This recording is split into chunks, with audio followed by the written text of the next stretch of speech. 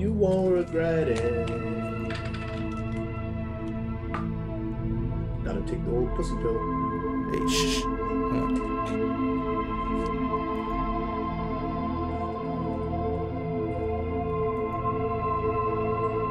Woo!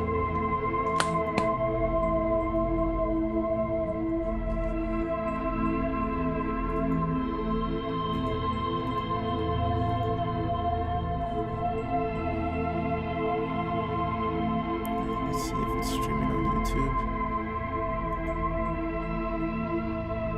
Are we live on YouTube as well?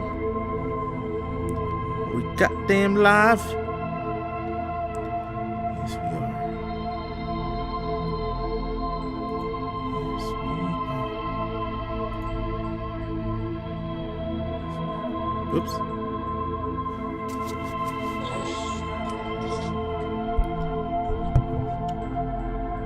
Hey, no, don't play that. We're live, bro. No, I'm not playing that. What's that music? You hear music? Yeah, bro. Really? Right now? Not now. Oh. Alright. Let the intro play. Ready? Okay, before we started, let me just make sure. Ed. Fuck. I'll make sure Ed can hear me. Cool. Alright.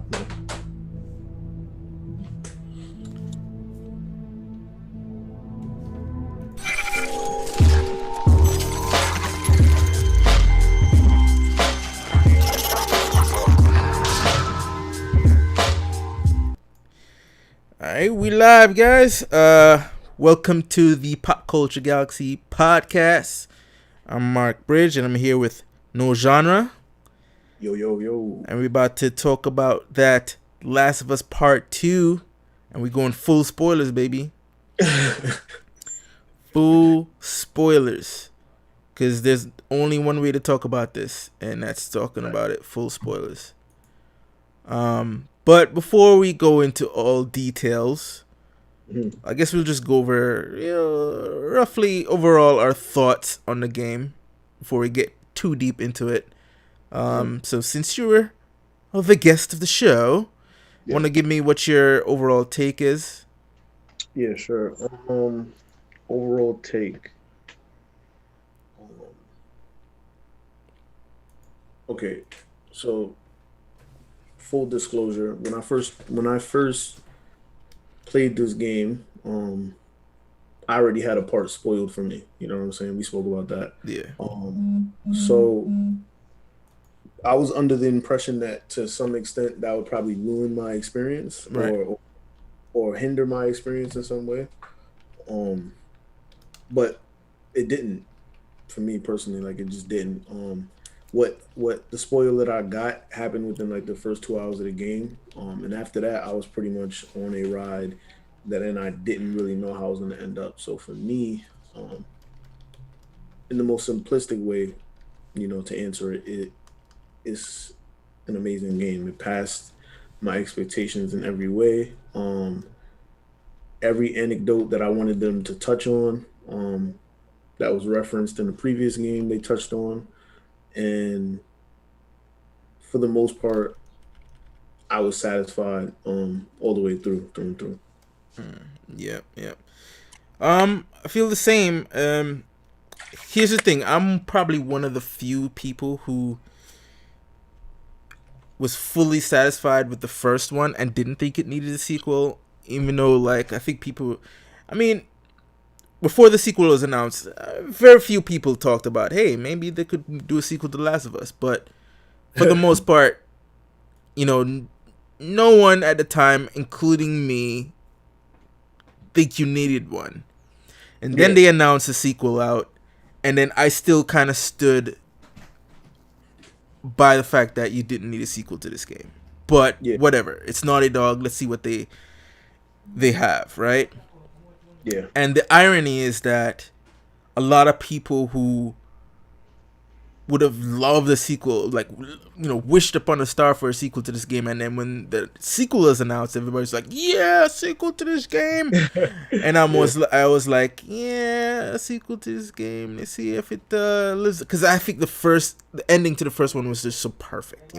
It's like leave it there.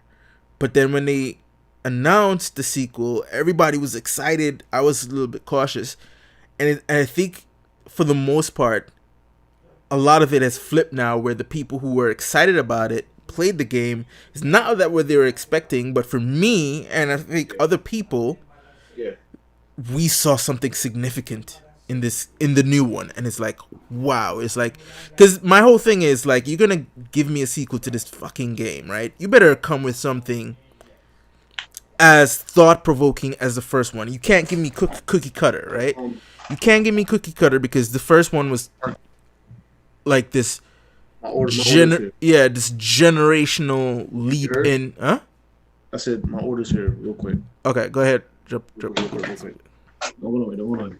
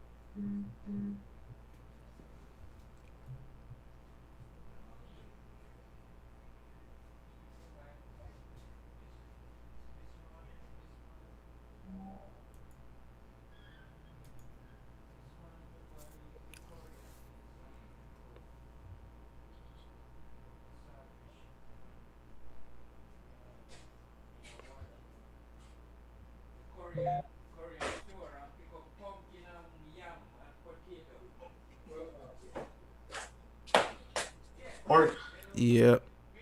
apologize for the inconvenience, bro.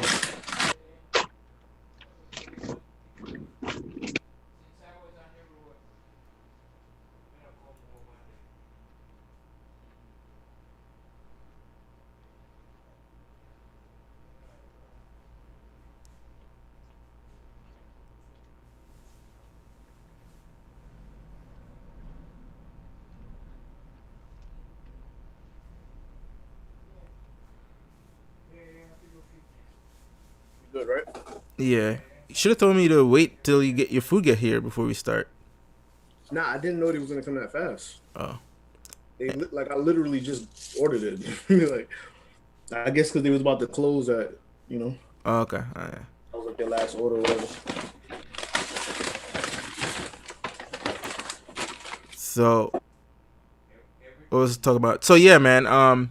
So pretty much what I was saying is about this game is that the first one was such a monumental um shift in the genre, Yeah, and yeah. in that, Wait. Before you even mention that, I do want to ask you. uh-huh.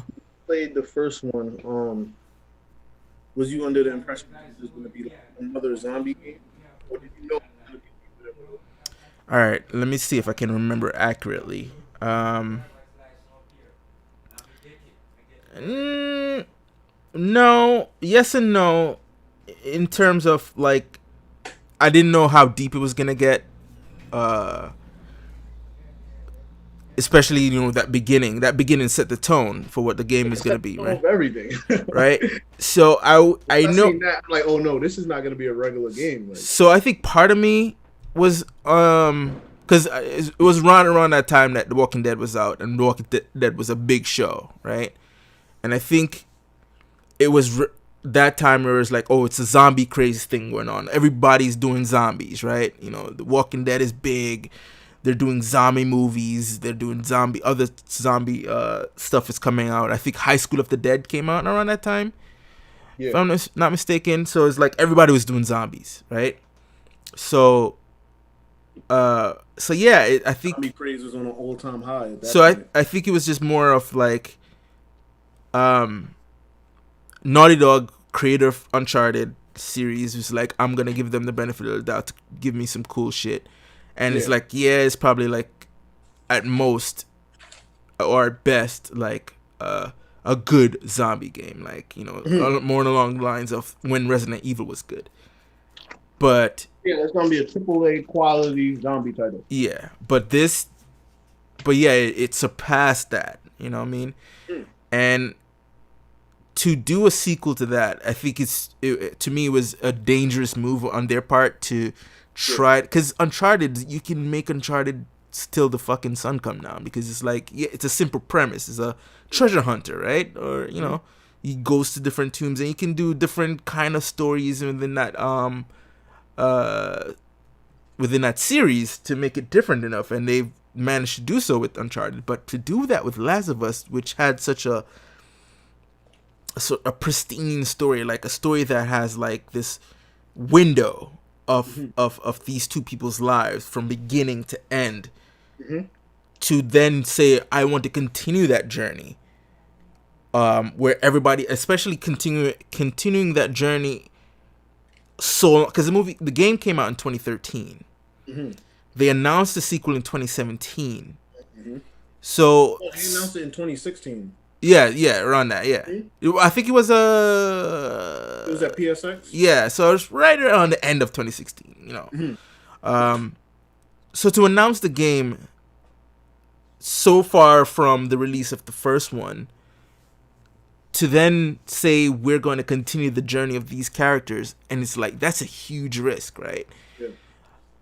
So that's why I was very cautious about it. That's why I was like, all right, this is a story that, like Uncharted, right? So Uncharted, you can have a bad Uncharted. No, I wouldn't say bad. You can have an Uncharted that is not as good as the previous one that came out before, but still have elements to it where it's like, this is enjoyable and memorable. Yeah, and it doesn't necessarily tarnish. Get lost in the noise of Yeah. Yeah, it doesn't, you know what I'm saying? You can have one that's not as good as the one that came before it, and then still have time to make another one that could beat it. And it's not damaging to the Uncharted series brand. It's just like, this one, I prefer this story better than this one, but it was all good, right? Last of Us, you can't have a great first game and a mediocre second game. Yeah, because the game is kind of driven by its narrative. Yeah. Once you ruin the narrative, yeah, the game crumbles under the weight of it. Yeah. So that was my whole concern, my whole hesitation of them visiting this world again. And then for a long time, I think even Neil Druckmann, who directed the game, said yes, he realized that's one of the challenges of going back to this world, where it's like, I wouldn't want to go back to this world if I didn't have something to say, right? Yeah, meaningful. Which is the point, like, again, going back to Uncharted, not to diminish Uncharted in any way, but it's popcorn, it's a pulp action game, right? Yeah. Like, it has substance, it has the characters that we love, Nate, Elena, Sully, we have those characters that we love, so it's not anything to disparage it by saying anything like, oh, it's just fluff or whatever. But at the same time, it's a popcorn story, right? It's whatever, right? It's not to be taken seriously. Last of Us is something that hits you in an emotional core. So you can't do anything less in the second one, and you have to approach it very delicately. And and when leaks came out, I avoided all leaks, but I couldn't avoid the theory behind the leaks, right? Like, everybody's being pissed, so obviously there's something happens in this game that people aren't happy with. So I didn't look into what that was, because I didn't want it spoiled for me, but I was curious as to why these people would be up in arms. And I want to talk about this whole fandom shit later, as as we go on. I don't want it to front load it now, but again, it's just my curiosity of what could piss people off so much. So playing this game now, overall thoughts before getting deep, I was completely satisfied with the experience, and I believe it lived up to the hype. Yeah, it lived up to the hype, and it got me to where, because before this game came out, I had my top 3 set, right? My top 3 games set of all time, with Final Fantasy Remake being number 1, number 2 was The Witcher, and number 3 was Mass Effect 2. Right, that was my top 3 set. My top 3 was definitely Final Fantasy 7. Um, Definitely Witcher, and now it's this. But before this, it was I think it was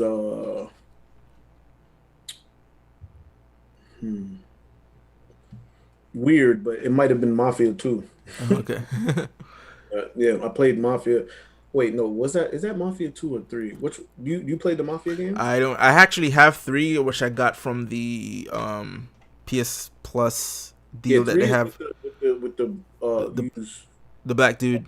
black dude. I know, Yeah. so it was 2. It was with Vito. Yeah. So yeah, I played. So 2 was in my top 3. I'm like so into like the mafioso culture and shit like that that really stuck with me. You know what I'm saying? Yeah. So um when I finished this game, because I didn't even know where to place it while I was playing. I was still going through the journey of this game, knowing that, even though they always say it's all about the journey, not the destination, to me, I was still like, I was enjoying the journey, or intrigued by the journey. Like, let me see where this motherfucker takes me. Yeah. But they had to stick the landing with how complex the story was. Even though I could tell from from the golf club where they were gonna go with this, but you have to go with it on where I can, even though I knew where they were going with it, make me respect that journey, right? Yeah. And I think at the end of it, yes, I fucking respected it. And then I had to think about, okay, where do I place this game? Because the first one, I think I put it at number 5 for me. Not that again, it's a bad game. It's, even though it's just that my top 4 is just fucking excellent. Actually, it's number 4. It was actually number 4. Mass Effect. I had more fun playing Mass Effect than The Last of Us 1. I had more fun playing The Witcher 3 than Last of Us 1 in terms of just watching, being engulfed in this world, right? Yeah. And Final Fantasy 7 Remake, that's just a whole nother fucking tale. Like 10 times I beat this fucking game, right? Wow. So now I have to think about, where does The Last of Us Part 2 stand, right? And I know I'm not in the minority with this thought, and you're probably not in the minority with this thought too, but this knocked out the first one for me. Yeah, for sure. And it also, I want to say, it's not number 1. I still love Final Fantasy I feel like on Remake. every level, though. I feel like on every level, it elevated, though. So it's not. It's neck and neck with Final Fantasy 7 Remake for me. The only reason why I will give a Remake an edge is that Remake was more fun to play, right? This one, and I think by design, is that it was not a chore, but more like you're in this very fucking bleak world, and it's just like, it's fucking bleak, right? And I mean, to be fair, it's not that there's too many different, I guess, builds of your character to play to. It's not the beating the characters in this game isn't dependent on your build, right? It's just more like, okay, you can do stealth, or you can fucking gung-ho and murder these motherfuckers if you want, right? Well, based on I'm sure if you're playing on Survivor, you can't really do that. You gotta stealth it all the way around, or, But for Final Fantasy, it's just like, there's so much elements to how do you want to play the character, how you want to build your character to fight certain elements. So that's the mechanics of it is just way more versatile in Final Fantasy. But the story for me is just where I would fucking say, hey, if it wasn't for Final Fantasy's customization, I would have probably put this on top. Mm-hmm. That's how fucking great this game was. Yeah. So now I How many can how many times you beat Final Fantasy? 10 times. Mm. And I'll beat it more. Hold on. I'll probably end up beating it more times. Well, I'll definitely beat it again Probably once gonna it. play it again right before the new one comes out. That's the definite. Plus, I'll probably play it again when it comes out on PC. I'll Mm-hmm. probably play it again before the year's out, to be honest. Oh shit. Like, cause sometimes I'll be getting the itch to play it, but I was like, nah. Let's chill. I got too many other games to play. I don't want to murk it. You know what I'm saying? Yeah. So now we can actually start talking about this motherfucking game. Meat and the bones. So this game now, Talk about it. it's when you start.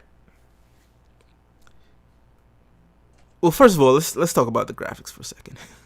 Mm-hmm. Like, never has there been a Opening fucking theme. game where the graphics. Holy shit! Hold on. The graphics on this fucking thing is, when you look at it, is like a masterpiece. Yeah. Right? Yeah. It's. Hold on. Why is our picture's fucking frozen? Hold on. Give me a second. Hold on. God damn you. I hate this.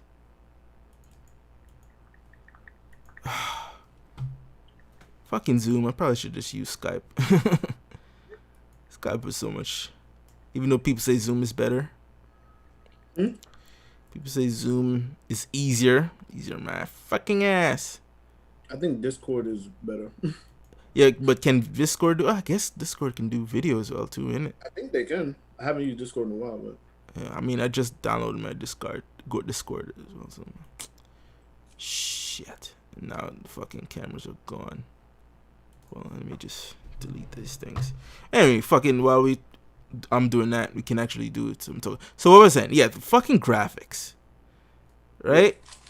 from the start of the game, the first opening scene. Yeah, it's just you can't. It's like each time you go to a new scene, a new area, a new location, when you watch a cutscene, you're like, this is where game has gotten, bro.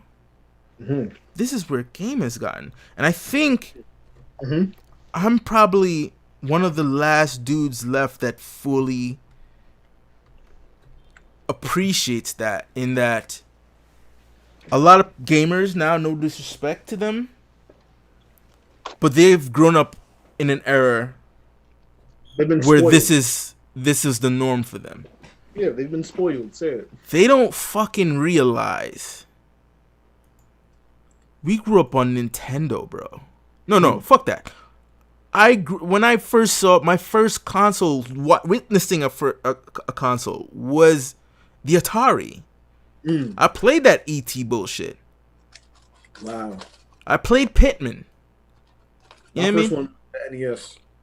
And then how I got into Nintendo is that my neighbor saw the Atari and says, I want an Atari. So he asked his parents for an Atari. And I guess when we were playing it, we didn't realize the shit was fucking ancient. So I guess they picked up a Nintendo instead. And then when he got the Nintendo and Duck Hunt and Mario. Do you remember how much it was at the time? No, because I didn't buy it for myself.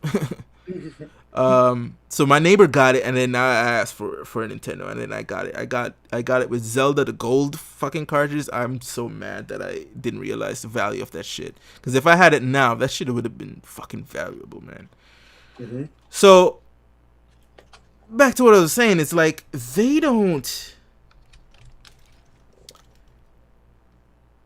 gamers nowadays don't realize it's like they don't know their history, bro. Mm-hmm. They don't know their We're history. we're coming up upon the golden age right now. Yeah, yeah, you know what I mean. Um, Not as far as game quality, as far as graphical fidelity, because I feel like the game quality was just a lot more love yeah, back then than what it is. yeah, and it's like, and I think that's probably also one of the things that a lot of these, even the older heads, they should know better too, right? It's like they're getting comfortable as if they didn't know where we're coming from with this fucking thing. Mm-hmm. All right. So right off the bat, graphics fucking excellent, gameplay excellent. Like just the mere fact that you can play how you want to play this game, Mm-hmm. right? They designed it well enough for you to either you want to stealth it, you want to do a bit of both stealth and murk motherfuckers, or you want to gung ho. I mean, you probably Yeah. get a little bit punished for gung ho in it because you know, especially depending on what difficulty you play it on. But again, your choice. So then now, oh fuck, that's not what I want. Boom. All right, let's just do it that way. Fuck it. We do it live, right? Okay. Do it like that. I'll fix it up another time when we do the podcast. So anyway, so just gameplay, graphics, sound design, all top tier. So the most important thing, which is a lot of people's big gripe, is the story.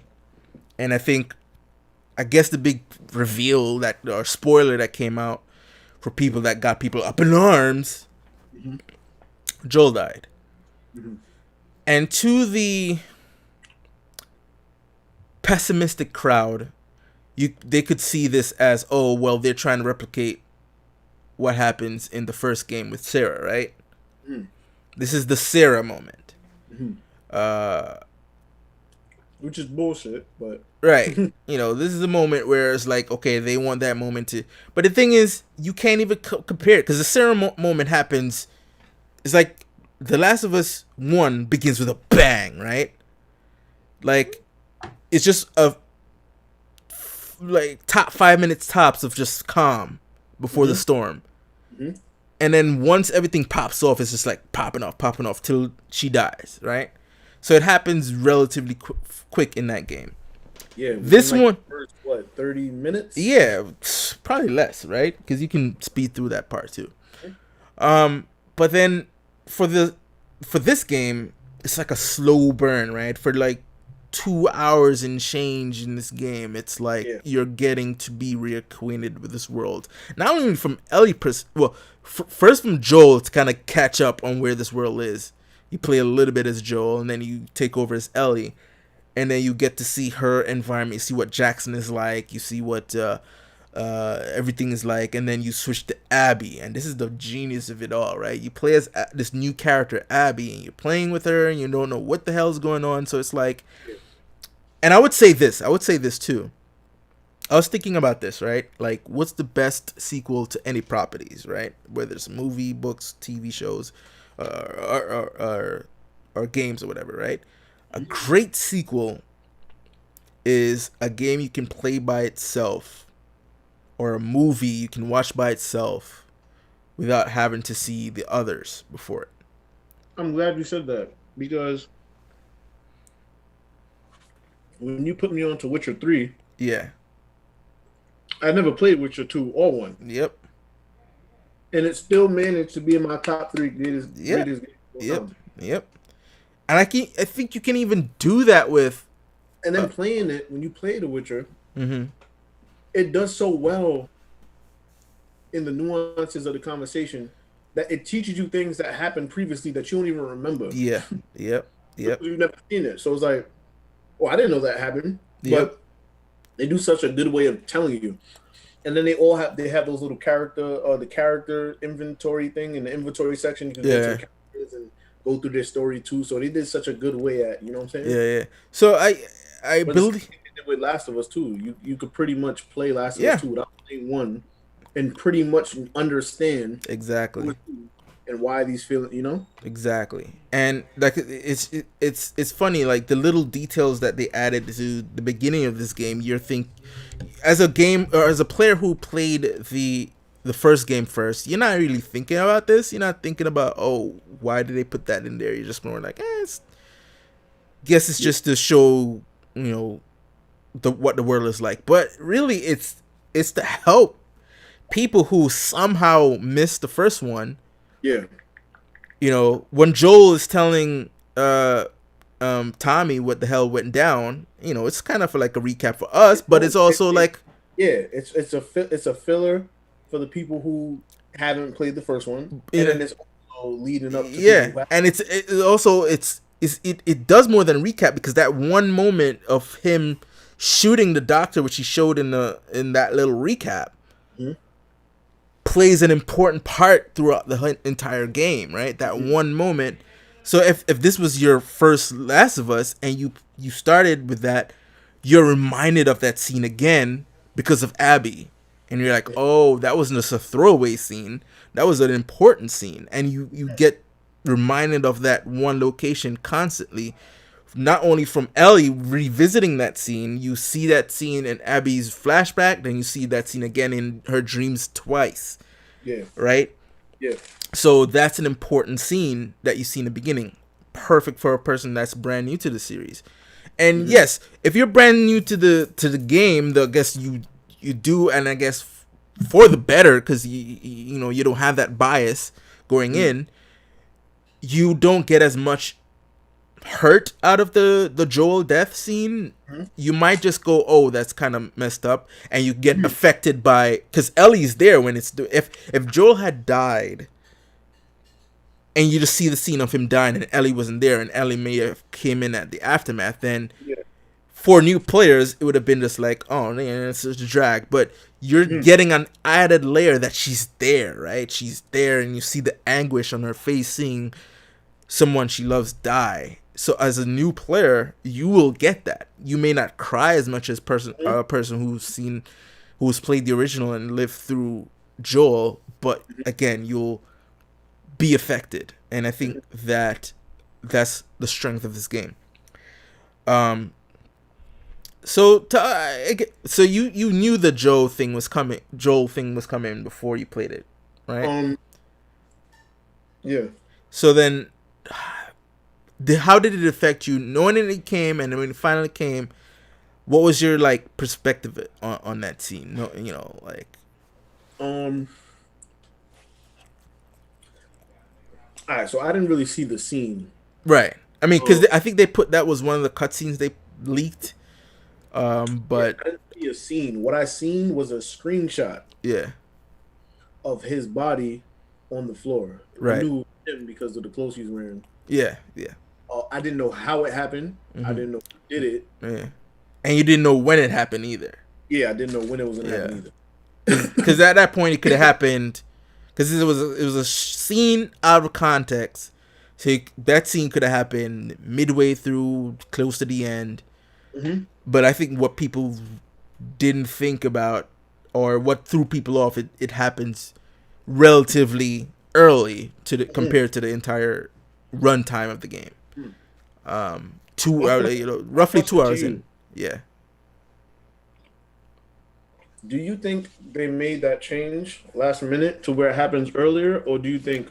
No, I think this was because I've been listening to Neil Druckmann speak on this thing before.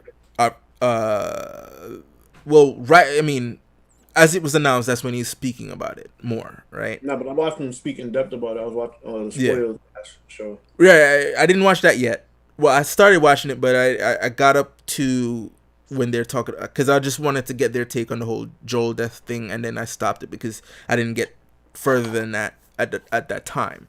Yeah. Um, but leading up to this to the release, I think one of the first interviews around the same time this game was announced in 2016, the theme, he said, okay, one of the first things he stamped in terms of what this game is about, he always said the first game is about love, because it's about dealing with Joel kind of developing a love for Ellie Mm-hmm. and doing everything in his power to save her, including Mm-hmm. fucking the world over. Mm-hmm. So if the first game was about love, the second game is about hate, Mm-hmm. right? And he said he had an idea. He brought to an idea to Troy, saying, "I have this idea about where I want the next game to go." And Yeah, this they was whole, talking about it at he said they was like outside of a bar. yeah, and in terms of like what this game would be about, how we could revisit this world based on how the first one ended and based on the themes of the first one, and how we can flip that on the side. And I Yeah. think based on the fact that it's about hate, in terms of what hate and the cycle of, oh yeah, and that's another thing he said too early, very early on in the development process when he was talking about this game, was it's Yeah. about the cycle of violence, Mm-hmm. right? And you can't have the cycle of violence and the theme of hate if you're only exploring that in the latter part of the game, if Joel was to die later. So I believe this was an inception right from the beginning, where they're like, oh yeah, Joel has to die fairly close to the beginning Yeah. for the terms of hate to be in it. Yeah. And I'll say this about this game, right? Like, I could put, like, a good story game, you can actually just say, hey, if you want somebody who's not a non-gamer and you don't want to play the game for them to watch it, you just want them to watch it, you can actually go on YouTube or wherever you want to go to, or do it yourself and make Yeah. like a movie for them to just watch, and they'll enjoy it. You know, Last of Us 1 is that. Mm-hmm. This is that too. You can actually just make it into a movie, somebody will enjoy it. But there's something, I will say that this is like on some Kojima level, right? Where playing it actually is a lot more rewarding than watching it, in that there's something as a player that you go through in this game that the game wants you to go through. And I think some of the people who feel manipulated by this, because I noticed that. I noticed there's a whole trend going on where people don't like to be either manipulated or preached to, right? Yeah. You know And what? Not to stop you. You know what this reminds me of? which one? But Um, this situation kind of reminds me of the backlash that Kojima was getting for his decision when he dropped Metal Gear Solid 2. right, right, It right. reminds me of the same thing, just because even he used certain tactics, like placing certain characters in Hmm. places and it might not have been to the extent of Neil Druckmann, because Neil went as far as to say in 2017 that you only will play as Ellie. Yeah, he let Flat you out know. said you're only Yeah, playing as her. You know what I'm saying? And it was a blatant lie, but it wasn't like a deceptive lie in the sense of like, I want you to buy this game kind of a lie. It hmm, was a narrative lie, because anyhow I tell you who you're playing with, you yeah, kind of start to, it takes away from a whole yeah, half of the game. You know what I'm yeah, saying? Like, you're taking away the surprise of a whole half of a game. So it's like it was a lie that was told with the best intentions for you to get the best and the most out of the experience. So yeah, that's why yeah. I And, respect and it. and imagine that, right? It's like, and that's why I always say to all these people who are making these videos about how creators are ruining certain things and blah blah blah, and they're ruining, is like they're changing stuff. It's like, do you realize some of the best sequels are properties that shake things up, right? Mhm. Like now, when Metal Gear 2 first came out, a lot of people were like, Oh man, "Well, I it's don't want to bullshit, play it's again. Who's bullshit." Bryden? What? If you look every time, no, but nowadays, if you look at people's top Metal Gear games, like 2 is always like up there. You know what I mean?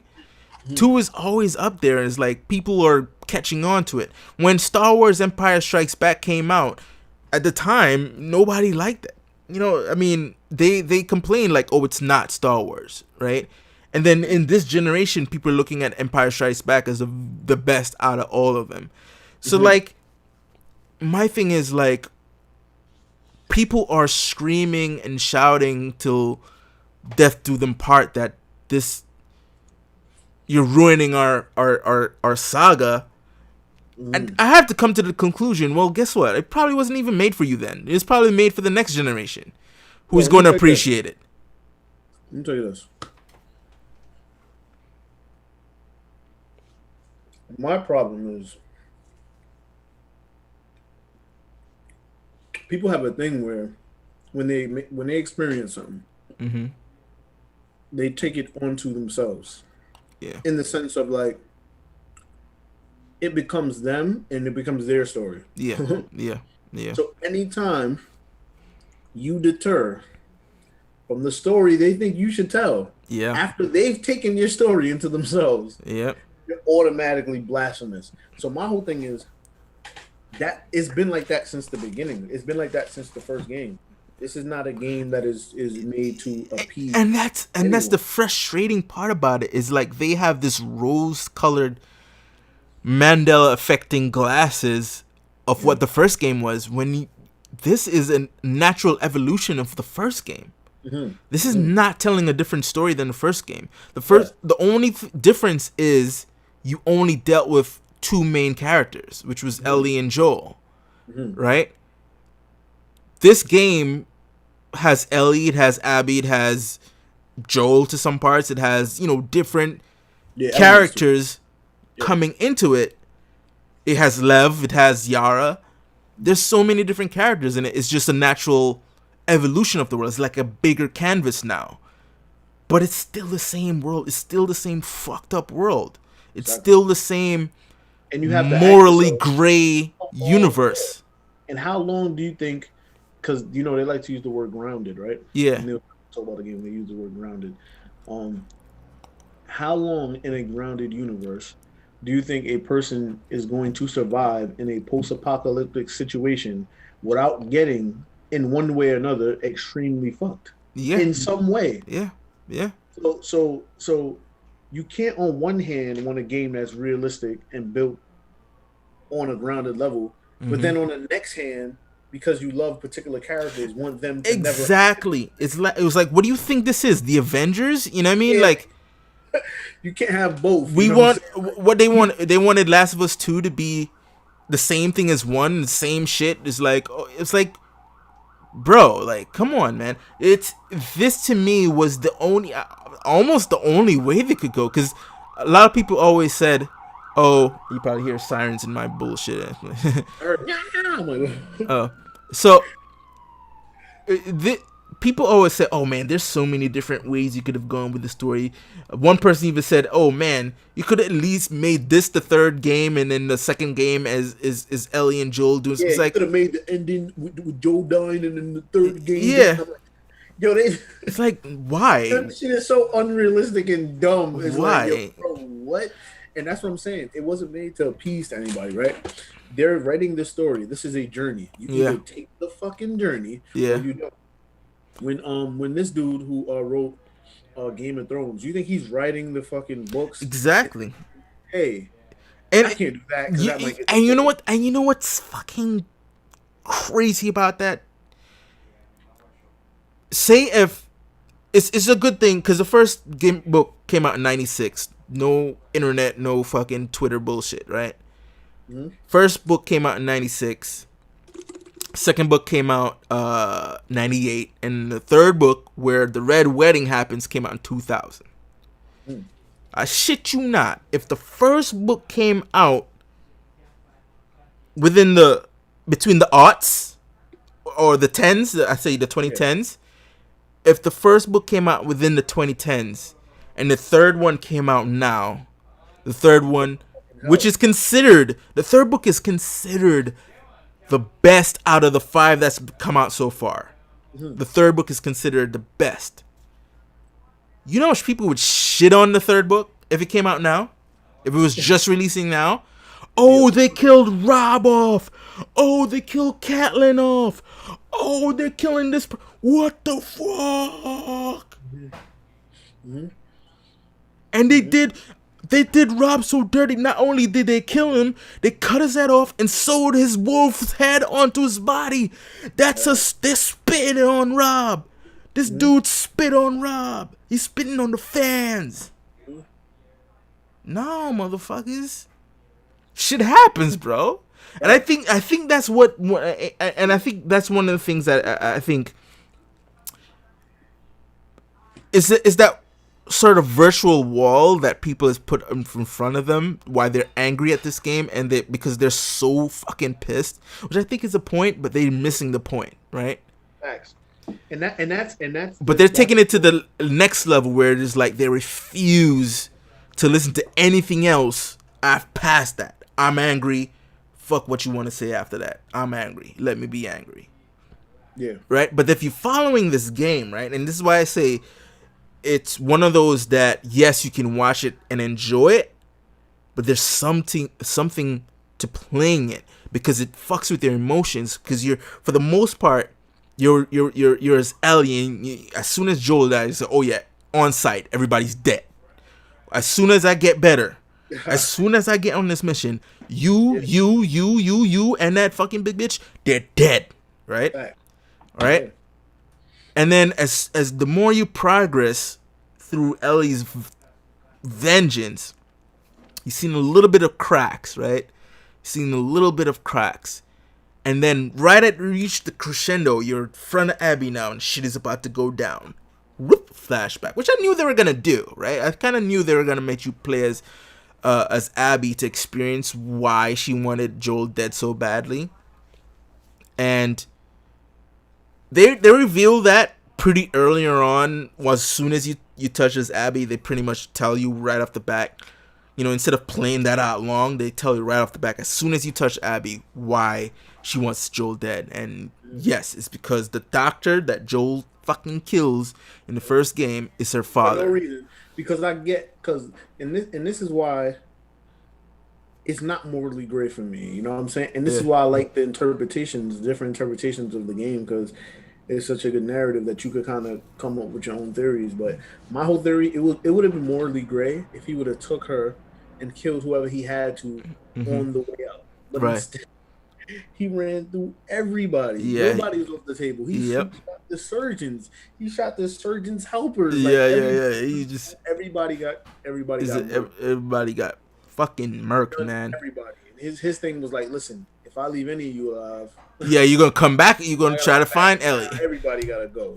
So he took all of the motherfuckers out, right? They were all casualties of war, so to speak. But this is the beautiful thing about Last of Us 2, because we were talking about graphics and things like that. One of the most beautiful things to me in this game is the facial animations as you're playing. Yep. Like, there's times where I've snuck up and stealthed somebody and turn the camera while they're stealthing to see yeah. And you can see yeah. You can see the disgust in her face. Yeah. You can see the person's eyes rolling back, like the blood. You hear them gargling. Yeah. There's times I've caught a headshot, walked up to the body, right, and legit. Hold on one second. Hello.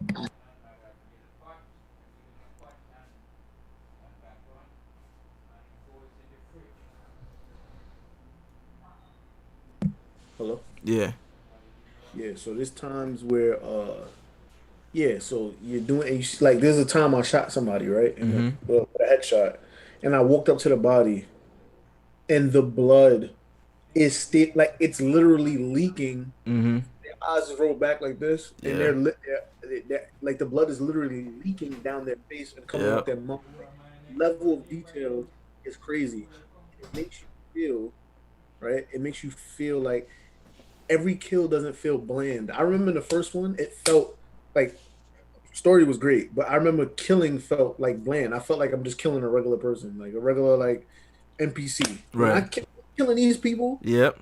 I'm feeling it like damn, like I just had to do him dirty. Like I just especially when you shoot off an arm, shoot off a leg, and they're screaming like, "Oh my god!" Yo, yeah, there's a point in the game where I shot somebody with like, cause they came running out like and it just scared the shit out of me. So I turned and my first weapon on the weapon wheel to Yeah, the left, like the power weapons, is yeah, on shotgun. I yeah. turned around and shotgunned his leg. He Hmm. dropped. He's like He's literally on the floor crawling.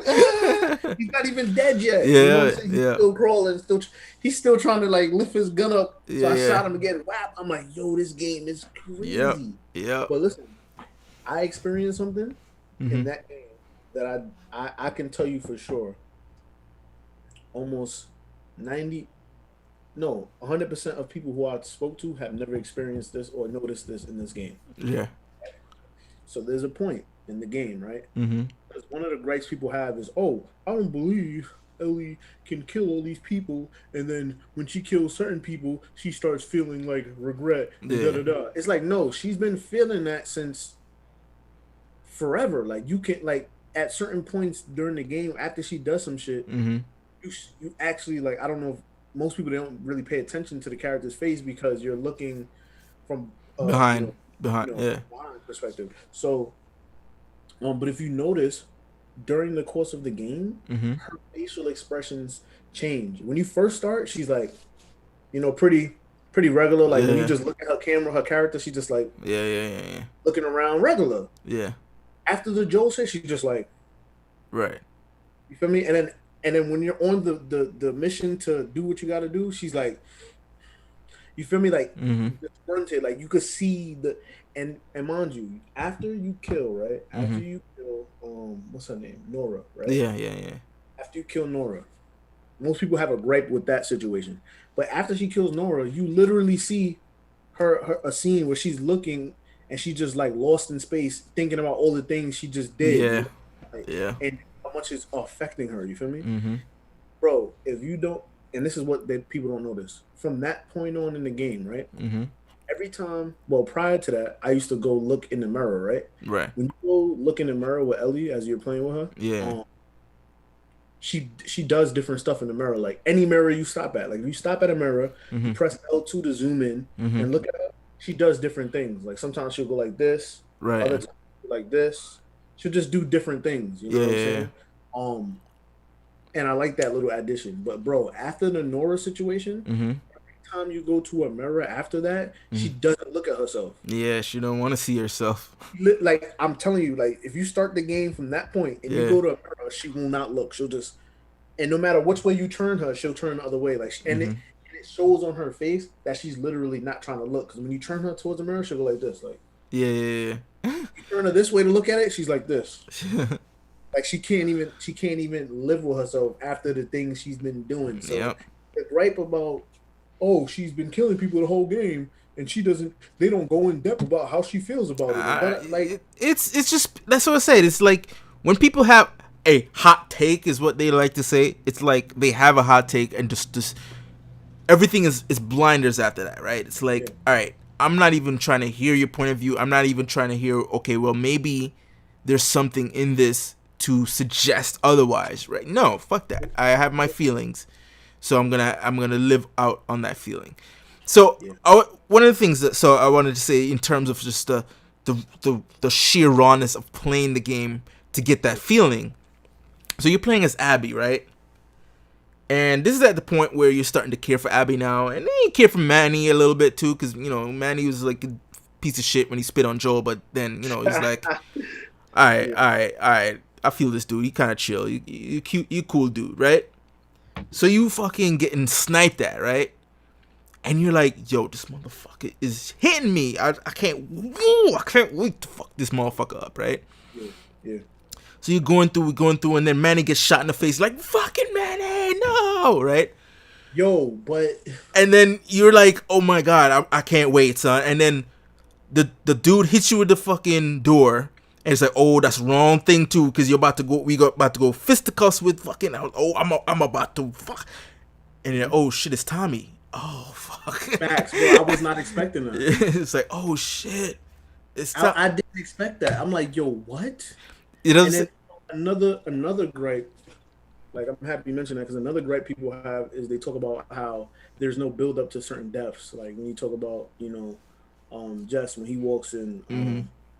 he gets whacked. Yeah, He's yeah, done. yeah, You get a quick glance. Holy fuck, yeah, that's it. You know what yeah. I'm saying? There's no sweet serenades or Mm. memory moments or nothing like that when Yeah, it that's happens. It's that's just, corny but shit, bro. Come on. but the thing that is beautiful to me about that is because the game is so grounded. That's fucking life.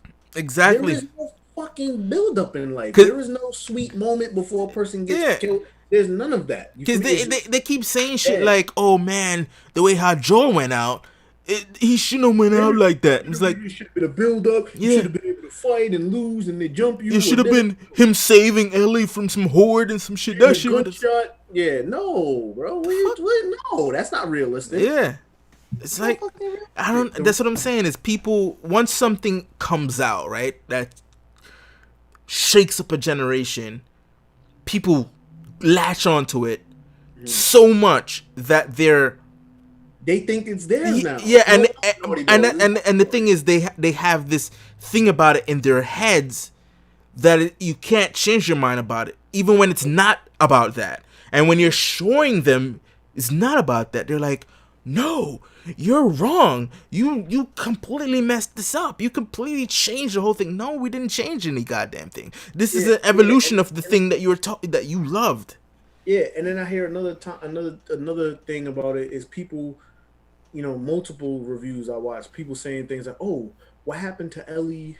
The jokester Ellie that made all the jokes in the first one." And then they're showing the clips of like how she was talking about Bill's fucking porno mag and all Yeah, that shit.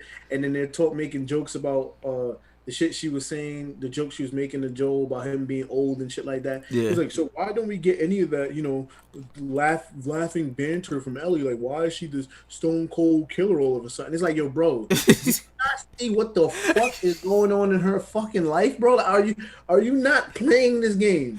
Did you do you not see, like, do you not understand the psychological trauma this shorty has been through?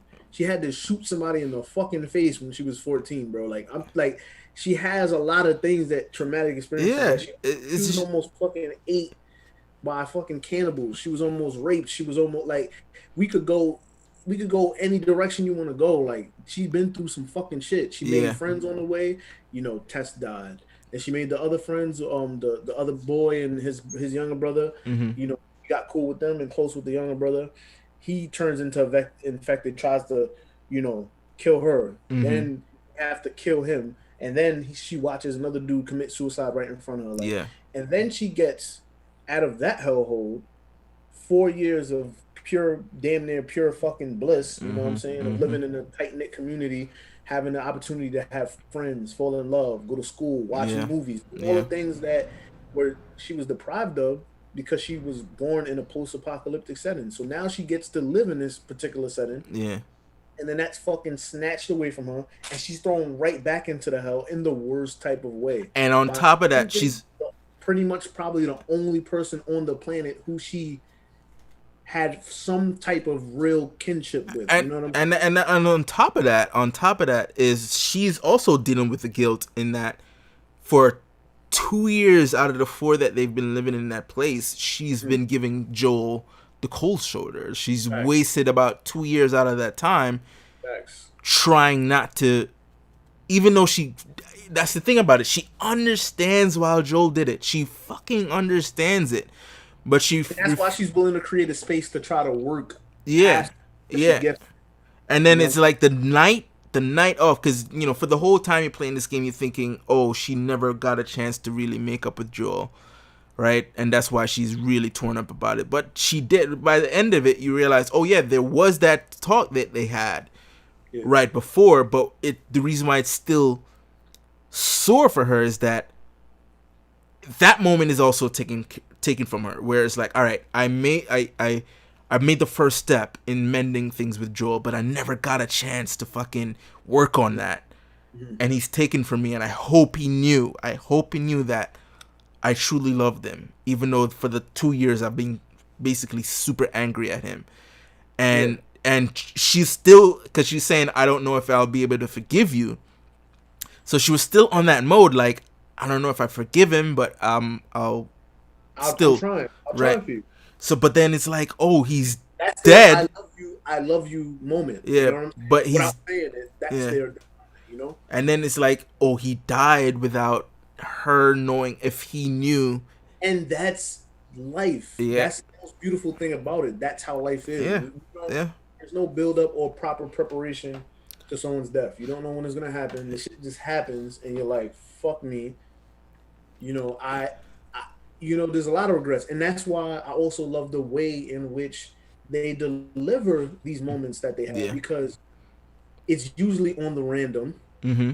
That's very much so life. Something happens and it makes you think back to the most random of times. Like why the Mm-hmm. like that happens to me to this day. Like certain friends that I had that passed away, I'll be doing shit during my day and someone might say something Uh-huh. and it might not even be synonymous with what the conversation was with that person. But for Yeah, whatever reason, yeah, I just think of that person like, oh shit, like, yeah, that's pretty crazy. And that's the beauty of it. For me, yeah. that you know, the moral ambiguity is dope.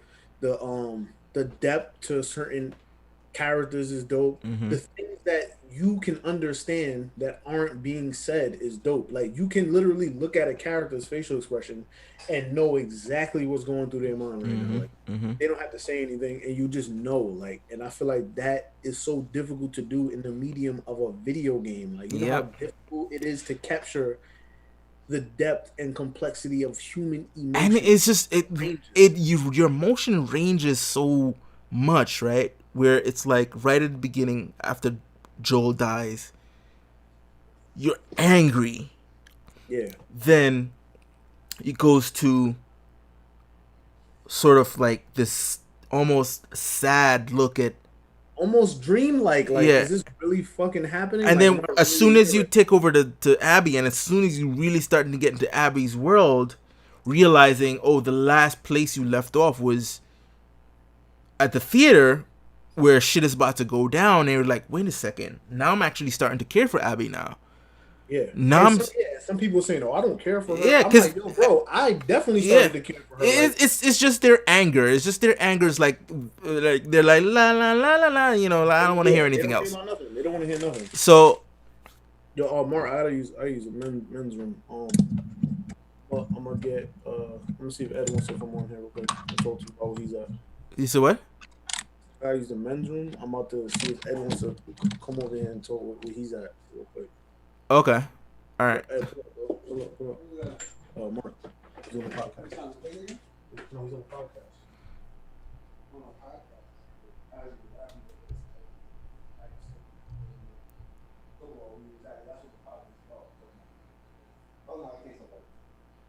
No, where you're at, not everything, just where you're at.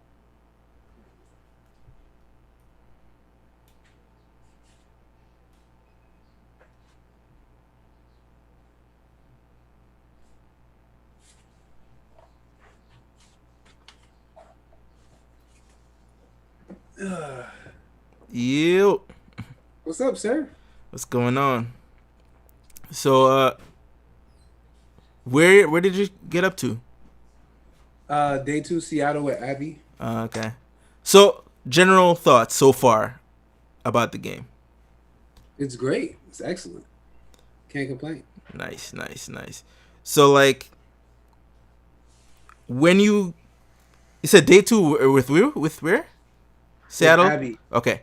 So the question is, as soon as you switched to Abby, what was your initial feelings? Like after everything went down with Joel, everything went down at the theater, and she fucking shoots Jesse in the face, you're like, oh fuck.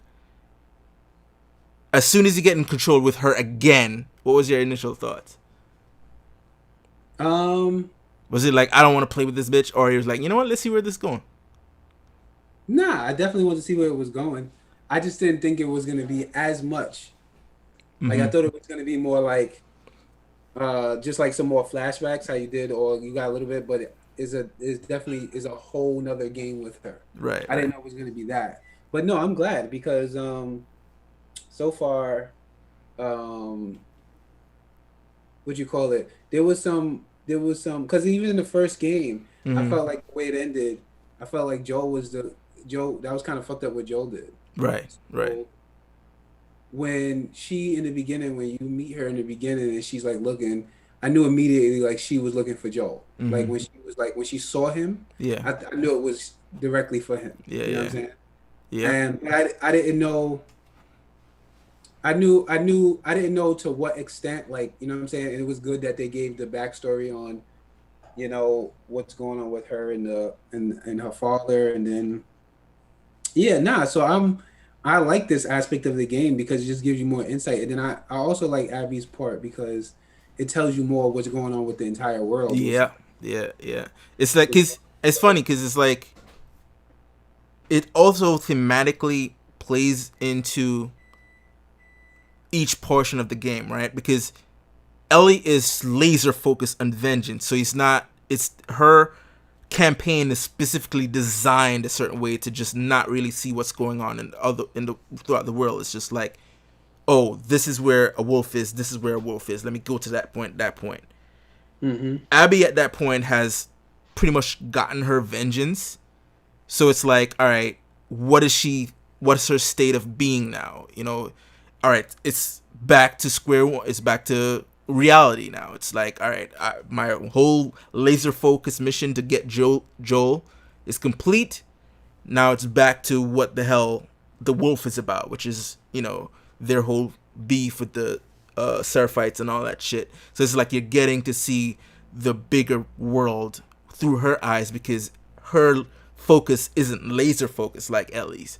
So I think they thematically play like that. And I think that's one of the things I found interesting about it. Yeah, well, it wouldn't be though because it was. I mean, her character kind of went through what Ellie's going character's going through now. Right. You get what I'm saying in terms of trying to hunt down somebody that killed somebody that was important to her. You know what I'm Mm-hmm. saying? Yeah, I don't know, man. I don't know. I think it's an excellent game. What did you think about it though? Did you? I mean, you beat it, but I don't want you to tell me what's going on. I Yeah. just Yeah. want to know like what did you? It's an emotional roller coaster, and I think a lot of games strive to elicit thought-provoking types of emotion from you, and some might succeed to varying degree, and some might just be like, "Yeah, I can see what you're doing there. Fuck it." But I think like this one really like takes. It's like it grabs you, and it says, I'm going to take you on a journey where you, even if you don't want to go on it, you're going to go on it. Mm, Certain things happen and it's like, I don't think I want to go here. Right. But fuck it. Let me just go there. And it's just like, it's one of those things, because where I was telling Darian this is like, you have certain games out there that you can just stitch together and just make a YouTube movie that's posted on YouTube, and people who don't play the games, you can say, hey, sit down and watch this. You'll get just as much enjoyment out of it as somebody who plays it. Probably even more, because you won't have to deal with the frustration of losing and having to start over the level and blah, blah, blah, right? So you can just get a straightforward smash and grab story, begin to end, without the filler, which is mm-hmm. gameplay, right? And I think this is one of the few games that is story driven that I think adds a new layer if you actually play it. There's certain things you won't get from it unless you play it. Like there's certain when you play a video game, right? It plays with certain emotions when you're usually playing a video game. Like, oh, I want to get that boss. I want to beat that boss up because X, Y, and Z, right? Mm-hmm. And it'll take that emotion that you feel for that particular moment and let you like, oh, okay. And I think this is something just funny. I think this is something Death Stranding wanted to do. I don't think Death Stranding is a good game. Don't get me wrong. But I think Death Stranding wanted you to think about gameplay wise what you're doing while you're playing this game. like do something on a gameplay level and an emotional level and kind of intertwine them. And I think this subtly, Last of Us subtly does it without you realizing it's doing it, which I gotta commend them, because I find myself in a number of times feeling a particular emotion based on something that happened to me prior, and then that same thing, once you realize something is different about it, you're like, oh fuck, maybe I shouldn't be feeling this way. So my question is, I mean, after you beat it, do you think it's game of the year? Yeah, probably, yeah. um the only the concern I have about it is that I don't know how much, not to say like mainstream media is influenced by the mainstream, but sometimes all of this can get muddied, right? Where What are you talking there, about? Because of the yeah, negative stuff. in terms of, because a lot of for I would say maybe 3 or 4 years ago, who gives a shit what people think, right? People, the media was doing what they wanted to do, but I found that a lot of, like, if you look at Star Wars Rise of Skywalker, is a complete 180 based on people's dislike of The Last Jedi, right? Everything about that movie, even though it's not a bad movie, but it's not a great movie, and the biggest thing about that movie, it was made by a committee that said, hey, people hated The Last Jedi, so let's walk everything back that The Last Jedi was about, just to please fans, and end up pleasing no one, right? So my whole fear is that companies are gonna get to the point where, all right, let's listen to the vocal minority, because they're starting to paint a picture of us that we don't want them to do. So I don't know if they're gonna go to the point where we're not gonna give this game of the year because they're gonna say, oh, they're biased, right? Whether it deserves it or not. If it does get, in my opinion, if it does get it, not because we haven't seen Ghost of Tsushima yet and Cyberpunk. So say, for instance, those two games comes out and they're not as good as The Last of Us, and Last of Us gets it, I wouldn't be mad. My only concern is, are they gonna cater to the haters and say, all right, try to not give this any accolades because people think we're biased. You know what I mean? Well, the haters, I don't think the haters is the majority of people. I think the Yeah, that's what I'm haters saying. It's not just like the Last Jedi.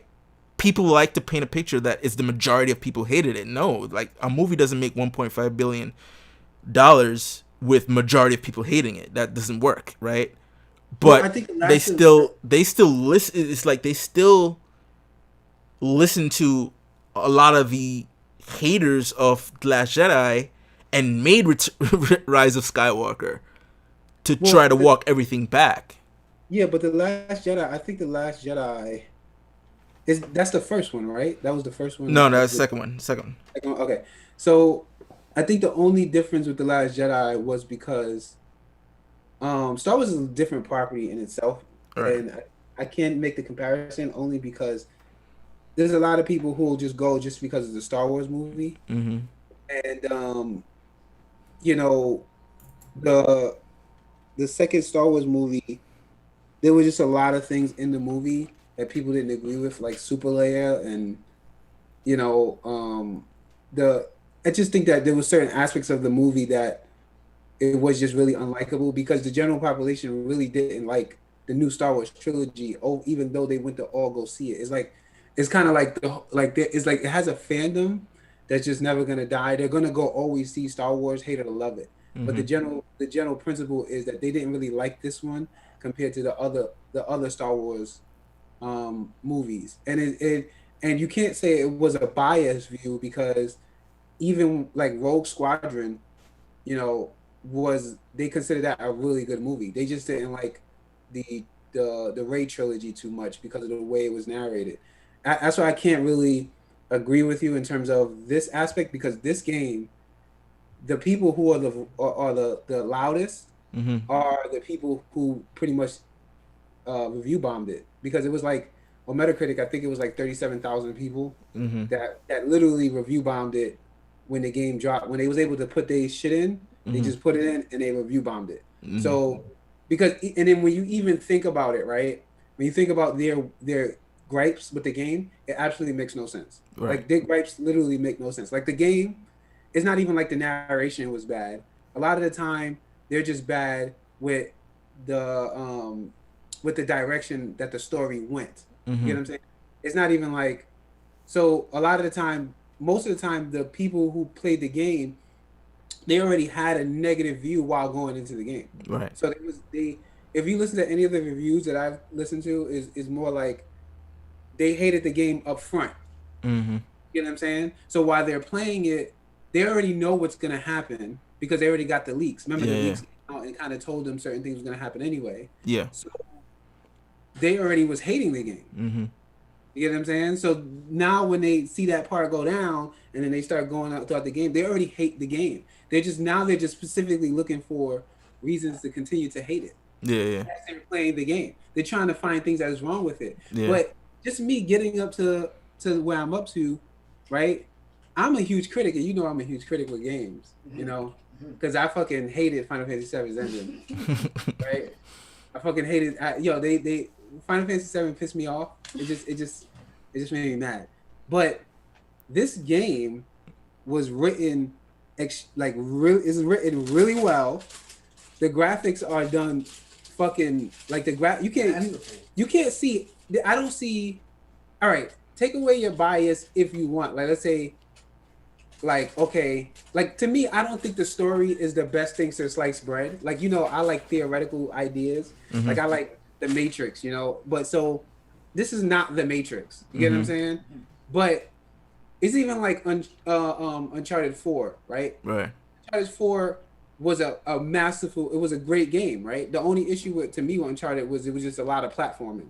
But with this game, the game itself, the variety in the game itself, is done really fucking well. Yeah. Like the design of the game itself is done well. The graphics is done well.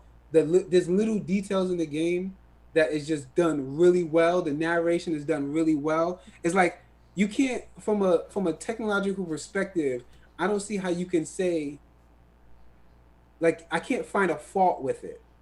You understand what I'm saying? Right. Like, I could be like, oh, the story is bad, but I mean that's your opinion. You may not like the story, but what else is really bad? Like, think about it. Like I've seen people complain about, like, how are you complaining about playing more game in the game? Like, I don't get this. Like before, like you'll see people complaining like, oh well, the game is only 10 hours. Like I want more. Like the game is super short, but they give you more game, and now you're complaining that there's more game because it doesn't make no sense. And the narration, like I said in the beginning, the narration make absolute sense because in the first game, Joe did some fucked up shit. You know what I'm saying? Yep.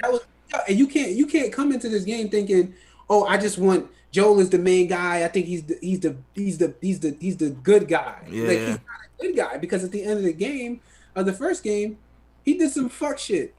He didn't even tell Ellie. Yeah. He didn't even let Ellie know. You know what I'm saying? He didn't make the choice herself.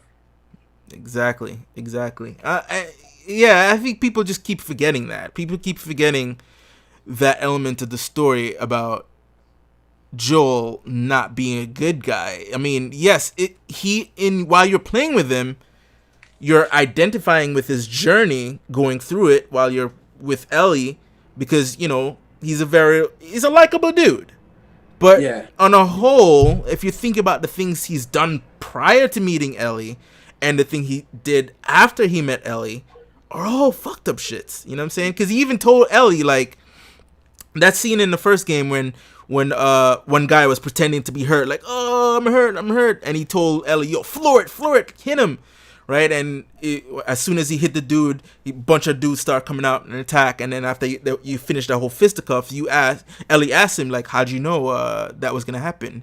He says, well, you know what I'm saying? I've seen it done to me and I used to do it too. He used to pretend I was hurt and me and my crew would snatch motherfuckers up. So yeah, they were not innocent, man. They were not innocent. It's just that he's gotten... Remember when Tommy was Yes. talking about yeah. Remember even Tommy touched on it when he went to go bring Ellie. Remember when he was like, he's like, man, you owe me this. For all those years I took care of you. He's like, took care of me. Right? He's like, those are some of the worst years of my life. Yeah, He's that's like, it. the things we were doing, Yep. is that we did it to survive. You know what I'm saying? Yep. So they're not. He's like, well, fuck it. I'd rather have died then. You feel me? Yeah. Like, if a nigga tell you he'd rather have been dead than do the shit y'all had to do for those couple of years, that already tells you they was on some real heinous shit. Yep. So yeah, man, it's one of those things about karma and it coming back around. Even if, I guess, if you're saying, because at the end of it, his life, he was living a comfortable life for 4 years. Other than the fact that for a couple of those years, Ellie wasn't really talking to him. But you seen his house, bro. You seen his house, right? Nigga got one of the nicest cribs in the house, bro. In the whole neighborhood.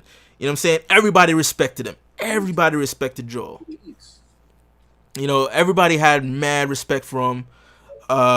You know, Joel was just on another level. You know what I mean? No, there's no limit. You could order whatever you want. But I'm talking about altogether, it came up to 15. My fault, Mark. Yeah. So yeah, man.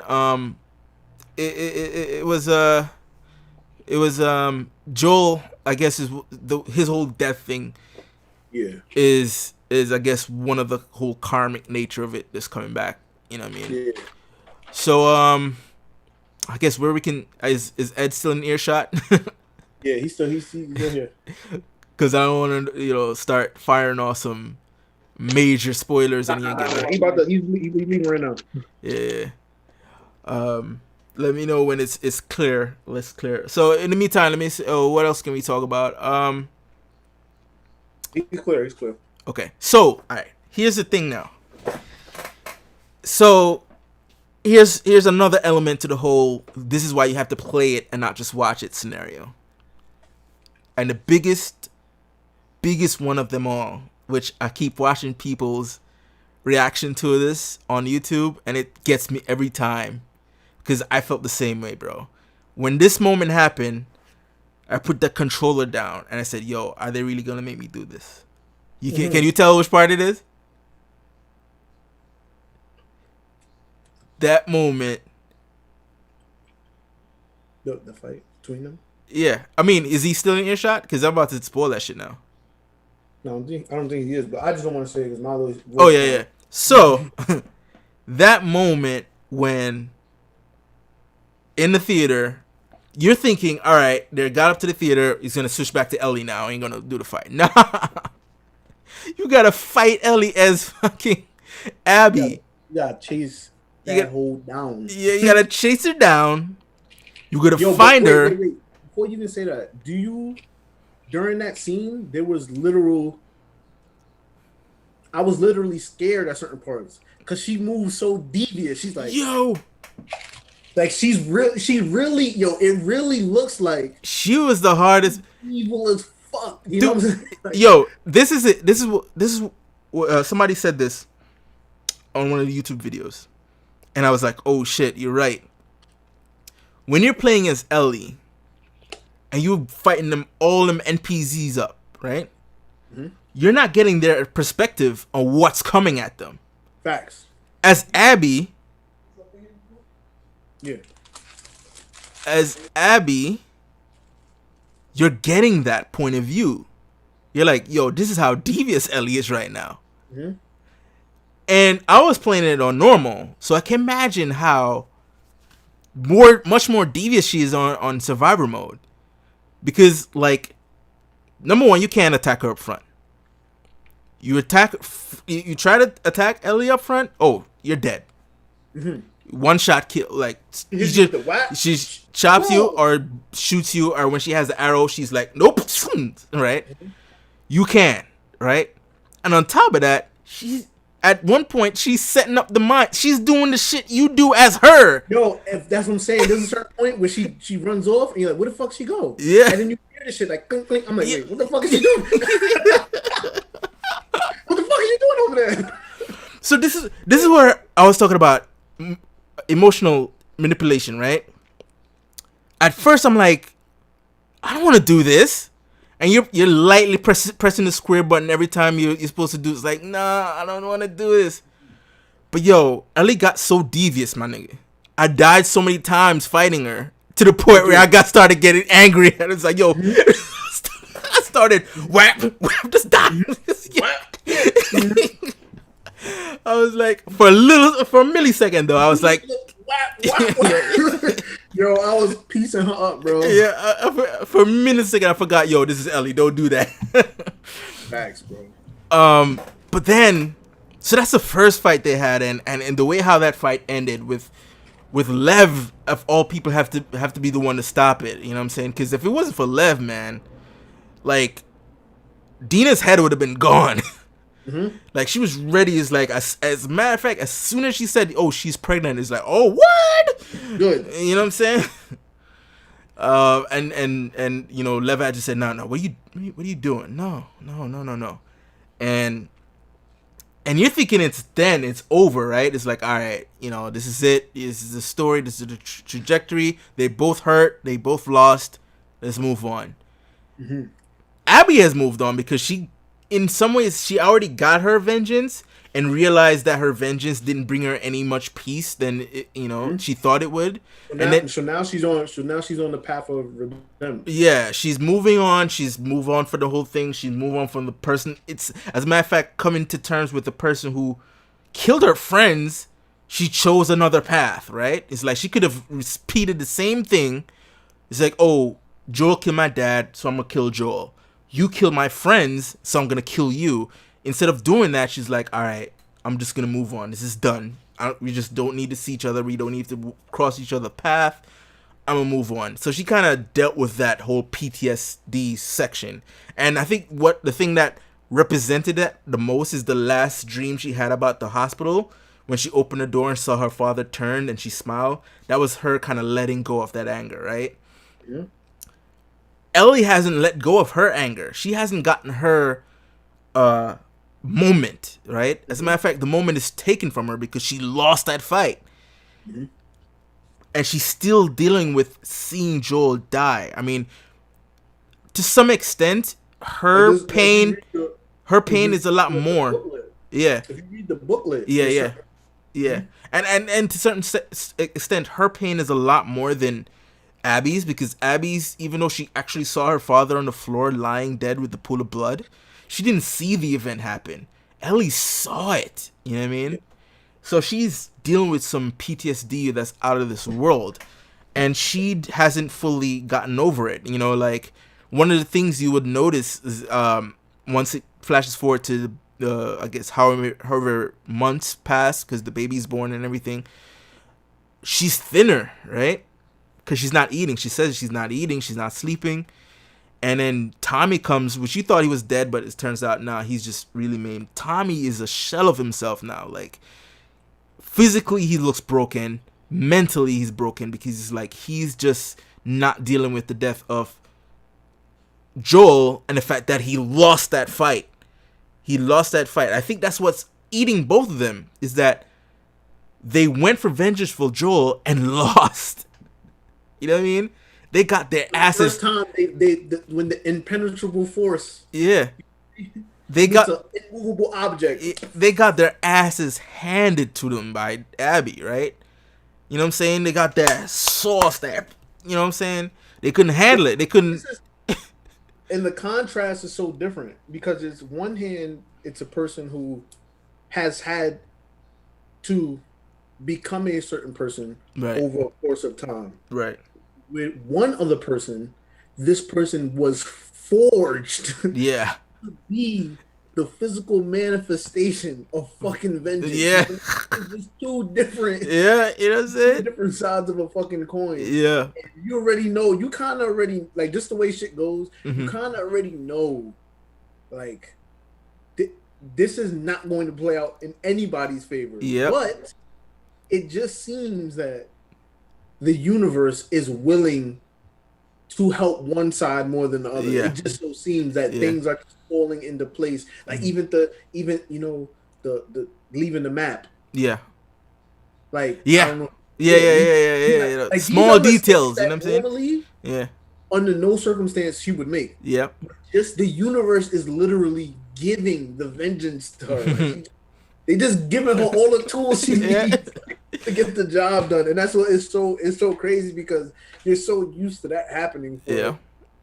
the protagonist. Yeah. Like, Yeah. you're Yeah. not used to that being on like it kind of reminded me of some No Country for Old Men kind of shit. Yeah. Like, just like yo, this relentless force just going through everything and anything. Like yo, like and one of the most beautiful things about it. Mm-hmm.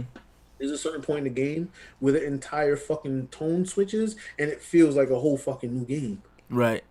Like this one point it feels like Last of Us. Mm-hmm. Then another point it feels like Resident Evil. Mm-hmm. Then another fucking point it feels like Metal Gear. And then another fucking point Yeah. it feels back to Last of Us. Like bro, the part where you're hey, can you hear me? Okay, you can't hear me good. So remember the part where you go through the underground joint with Abby, right? Yeah. Yeah. Yeah. Yeah. And that from that part, it's like a fucking horror game. Yeah, like man. And then the rat, they call him the Rat King, that big fucking thing that came out. I was like, yo, what the fuck is that? Yo, wait, hold up. Mind you, I'm playing this shit, headphones on, Uh-huh. surround sound on the headphones. Mhm. So like after the part where he broke through the door and Mhm. she's like, "What the fuck is that?" Mhm. Like I thought that in my mind, like yo, what the like I said it. Yeah. And after I said it, I'm looking at the trail and she literally says, "Fuck." Like, Yeah. like what the fuck did this? Like yo, Mhm. and as I'm walking towards the door where it ripped through, Yeah. if you turn the screen to look at her face, she looks scared as fuck. She's like her face is just like the facial animation is just crazy. Yep. So I'm going through this shit, and then I see the ambulance, and I'm like, yo, I already know exactly what's about to fucking happen. Yeah. I'm gonna go in this shit. I'm gonna turn around and some stupid Brocky shit is gonna destroy me. You feel me? So, yo, bro, but it's like literally like so the shit went from like Metal Gear. Yeah. It started as Last of Us, then it went to Metal Gear mode. And you're like, Mhm. not Abby. Ellie's running through running through the grass. The dog. That little scene, she looks to the window. The dog's like, Yeah. I was like, oh god. and then she runs and hits the corner and gets low. That shit was so Metal Gear like. It reminded me of Metal Gear OD. But it's just crazy how it fluctuates between so many different genres. Like the shit is like a drama, Mhm. horror, nostalgic, suspenseful thriller. Like, bro, like it just has every aspect of everything. Like it has sci-fi in it, Yeah. obviously. Yeah. It has horror in it. It has gore in it, like gruesome. And it's not like regular gore. Like we're talking about gruesome levels of when someone gets juked in the neck, you hearing the crunching. You Yeah. hearing the Because gargling. even in the Santa Barbara section, the last portion when he plays Ellie going after Abby, that is on some Metal Gear / Ghost. What you call that? Ghost Recon wildlife situation. Facts. And yeah, and then speaking of that, now it's like going back to the emotional arc. When Ellie dies, you're like, I am going to kill this bitch. Mm-hmm. At the end fight at the boat, you're like, Ellie, just go the fuck home, man. Just leave it alone, man. Just go, man. Let it go. It's done. It's over. You know, it's like you don't even want to fight Abby no more at that point. You know what I mean? It's like that is the most guttural, vicious, emotional, impacting fight in the last fight in a video game that I've ever had, man. Word. You know, it's always either I think big, it's between epic. the levels is obviously different, but the only game that came close to that level of like final game showdown to me was Devil May Cry. Like when you had to like fight Dante had to fight Virgil because you know that's your brother. Yeah. And I know ultimately Virgil's more on the evil side. Right. So you know eventually you're gonna have to kill him. So it's like once you get past the protagonist, I mean the villain, the antagonist, you get y'all look at each other and y'all know what time it is. Like damn, like I gotta kill my brother now. Like you feel me? Like it's that level times fucking 10 because it's like you're up close. Like it's you know you're doing it. Like it's not just swinging the fucking blade and demonic animations and shit. This is like grounded to where you feeling the Yeah. impact of every, you know what I'm saying? And she's You hit on this. stabbing and she's choking and then biting off fingers. You're It's like, like, I'm cringing, like, yeah, yeah, yeah. And then when she's choking, and it's like, that is that to me is just like why I wanted people to just like, are you fucking serious? It's like, look at the contrast. You're choking Abby. You're choking Abby.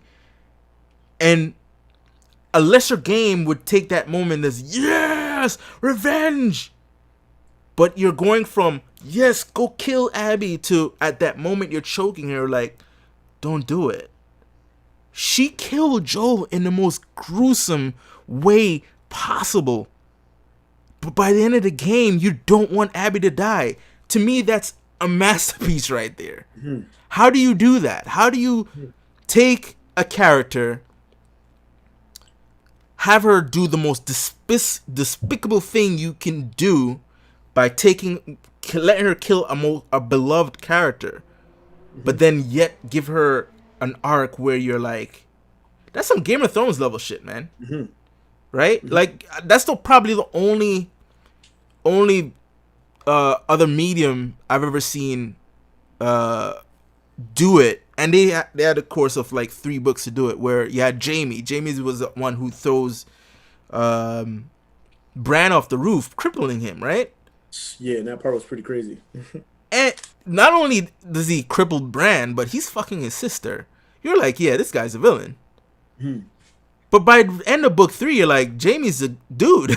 Jamie's that man. You know what I'm saying? So it's like, to me, it's like, it's rare that people are able to do that, but when it's done and done correctly, it's a fucking masterpiece.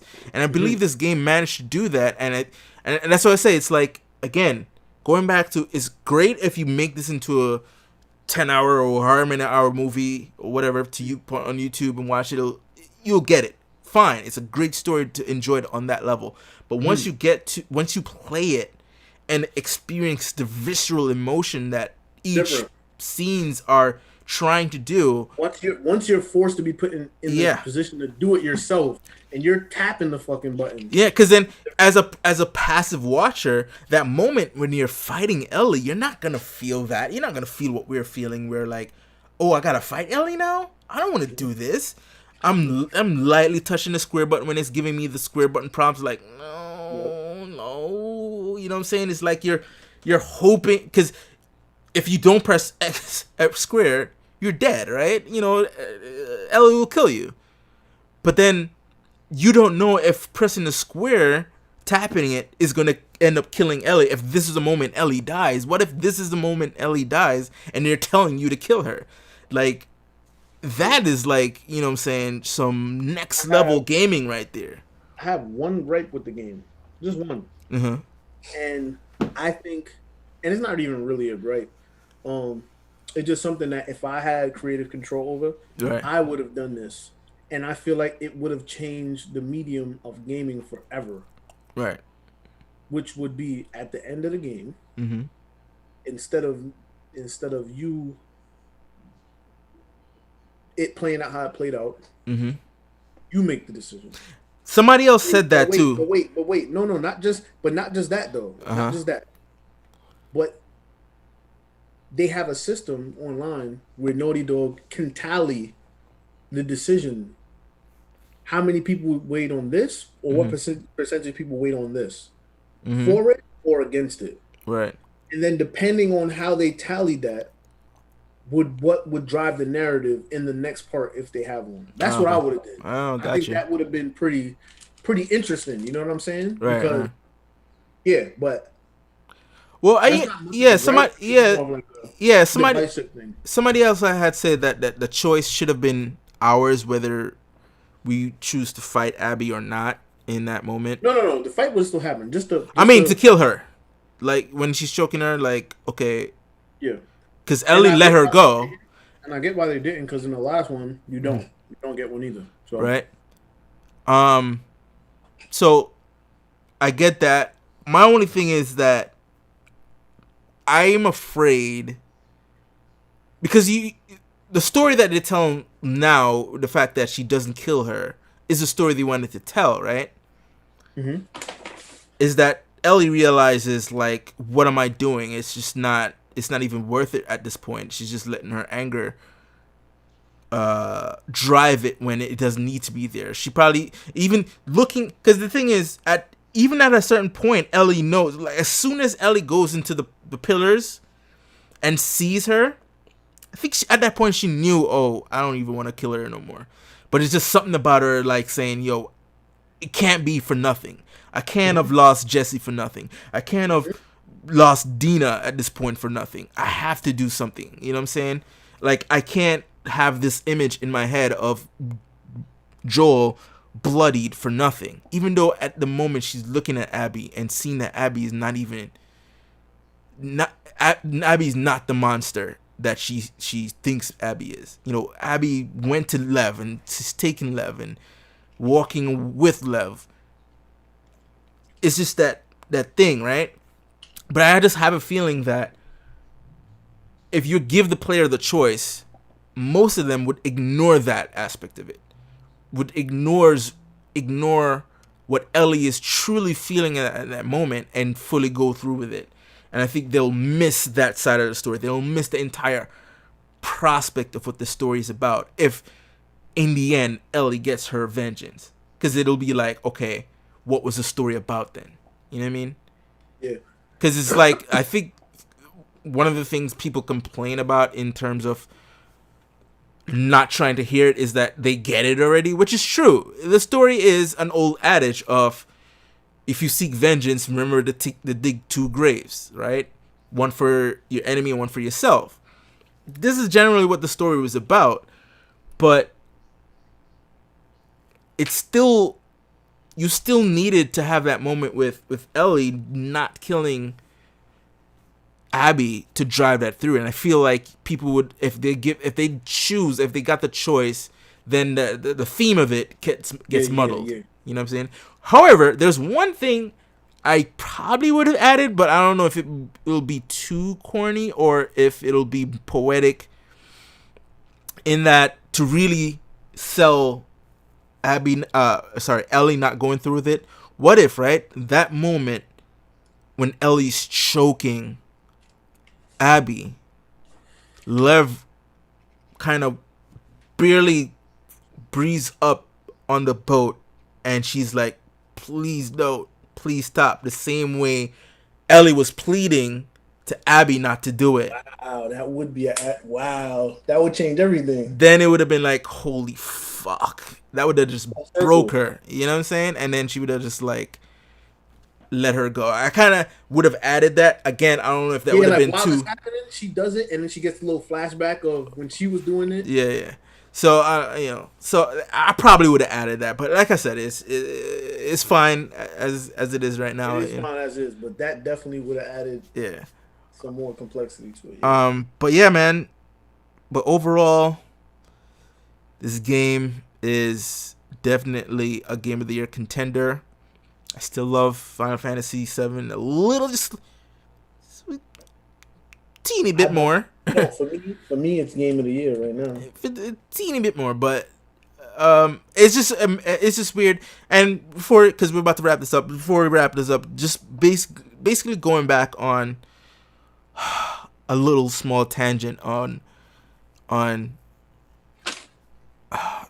I guess reception wise, in terms of people's. It's like we're getting to the point, and I think this is a dangerous precedent to start setting in terms of like, and this mostly applies to franchise stuff and not necessarily for a new IP, because a new IP is like, all right, it's something brand new, so nobody has any kind of that shit looks dope. I just had to show that off real quick. I'm with you though. Nobody has any kind of expectation when it comes to a new IP. They're just like, all right, play it, love it or hate it, whatever. You know what I'm saying? Nobody has any kind of particular attachment to it. However, when a game or a movie or any piece of media, I think within the last maybe 5 years, I would even go back to the beginning of the decade, anything that has any kind of impact, people are starting to take this thing to a level where it's almost like they feel like they're being disrespected if they decide to change something, right? If the author or the writer or the director or the developer decides, all right, I'm going to try something new, it's like, oh, you're spitting in my face. And people, they need to stop doing that. I think it's becoming entitlement now, where it's like, bro, Yeah. yes, you paid your money for it, but it's not fucking yours. It's It's your property. This particular copy of The Last of Us is my property, Yeah. but it's not my vision. Facts. It's not my vision. It's not my Not world. my story. It's not. It's not my story. I'm experiencing the story that Neil Druckmann curated for me, right? So who am I to say, oh, he spit on my legacy? He spit on my. As if you built the shit, like. And people, it's a testament to now where it's almost like they're trying to say nothing should take risk now. They complain, and this is funny, before the 2010s and during the 2010s, this is ironic as fuck. They're talking about how nothing takes risk. It's all the same formula. Hollywood is the same formula. Video games is the same formula, right? Remember when they used to talk about as soon as Gears of War came out, Gears of War clones start popping up left and right. As soon as Call of Duty hit its stride, it's like Call of Duty clones popping up left and right, and people are complaining, oh, it's just all samey. No one takes a risk, blah, blah, blah, blah, blah. And then now, when creators are doing that in all the mediums, it's like they're like, oh, we don't want that. What are you doing? Give us what we want. We want more of the things you gave us before. But you were complaining about that in the first place. Facts. So it's like, you can't have it both ways. What do you want? Do you want the same thing you've gotten before? Or do you want something different? You know what I mean? Fact. And it's like, if you do both, they get the same shit. So, like, I think what my whole fear is, and hopefully it doesn't come true, is that I want any creator, any developer, any writer, anyone who is in the field, in the entertainment or artistic field, to basically drown out all those noise and do what you want to do. I don't care. Yep. I may not like something that you did. Yeah, but that's the thing. that doesn't mean I like it, but I'm here for the ride. You know what I'm saying? Here for the journey, bro. You know, like I'm not gonna take it personally if you decide to do something different. Like, What I might take personally is when you half-ass some shit and tell me to buy into it, right? When you make shit like Fantastic Four, that last movie that came out, and when you do shit like the Dark Phoenix Saga, which is basically carbon copy of Last Stand that you did, which was sucky anyway, then I'll take that personally. It's like, oh, you want me to pay for that shit? Fuck you, I'm not paying for that, right? But if you want to say, all right, I'm going to try to do something different than I did the last time, Final Fantasy VII as an example. All right, for years you guys wanted us to remake this thing. We've been like, I don't know, we already went through that. Do we want to remake it? You know what I'm saying? There's nothing, you already have the story. Why do we need to remake it? Just better graphics. But now they said, you know what? Let's remake it. But I got an idea. I got an idea with Final Fantasy VII that will keep us motivated into giving you more Final Fantasy VII. And they decided to take a risk, right? I could have went either way with it. I could have hated it. Yeah. I can love it, which I did. But at the same time, I'm not going to take offense that all of a sudden you did something different with it. It's like, you did something different with it. I still have the original to fucking play. You know what I'm saying? I'm not taking it as a disrespect. So, like, why is everybody feeling so butthurt that a creator decides to take something they created in the first place and try to do something different with it? You know what I'm saying? And that's the thing that even hurts the most, is that it's not even that they're complaining about, oh, this came out and then another company or another creator came out and decided to take this thing and make it something it wasn't intended to, right? Yeah. I could even see that, even though that, you know what I'm saying, whatever, it's art is, if somebody has an idea about a particular art, you know, let them try it out, and if it doesn't work, it doesn't work. If it works, right? Yeah. Even, you know what I'm saying? But I still would say, okay, maybe if that's the problem, if that's your problem where you think, oh yeah, I don't think, like Star Wars, I don't think George Lucas would have did that. I don't know why they're doing that. You know what I'm saying? Yeah. You feel hurt on behalf of George. You're not saying, oh, you hurt me personally. You're saying, oh, it's a betrayal of what George intended for the property. I could see an argument in that aspect. Another thing that's crazy about that is I'm hearing down the pipeline that they're about to make the whole movies that just came out. That's rumor bullshit. That's wishful thinking started by a guy who didn't like the trilogy and started to spread that wildfire. It's just stupid. That's not real by any stretch of the imagination. You don't think they're gonna do that? No. No. Because you know why? Because guess what? The same vitriol people are spitting about these three movies is the same vitriol they were spitting about the prequels, and the prequels are canon to this day. So guess what? This new trilogy isn't for us either. It's for the next people. The next generation are gonna watch all 9 movies and appreciate them on a level that we never did. Yeah, right. When the prequels came out, the people who loved the original trilogy hated the prequels. It's like, what is this bullshit? It's bullshit, right? Yeah. And then when these new movies was coming out, the people who grew up on the prequels, who defended the prequels, saying, "What is this bullshit?" Yeah, right. But then you have people who are growing up with these movies, who are going to be old enough to start forming an opinion on the internets and the Twitters, and they're gonna say, hey, I was introduced to Star Wars through Rey. What are you talking about? Yeah. She's legit. Fuck you guys, right? And they might start hating on the next trilogy that come out, right? So it's just a cycle that's going around and round and round. That's why I don't even take heed to all these haters when it comes to like properties, because it's like there's being apathetic towards something, and it is loving something, and it is hating something. The worst thing is you want to be in the middle, apathetic, right? It's like, it's whatever, right? Justice League is an example. Justice League that came out. Yeah. When that movie came out, it was like, whatever, right? Not memorable. Nobody talks about it. The only thing that surrounds that whole thing is that Zack Snyder had a different vision. That's the only thing they care about, right?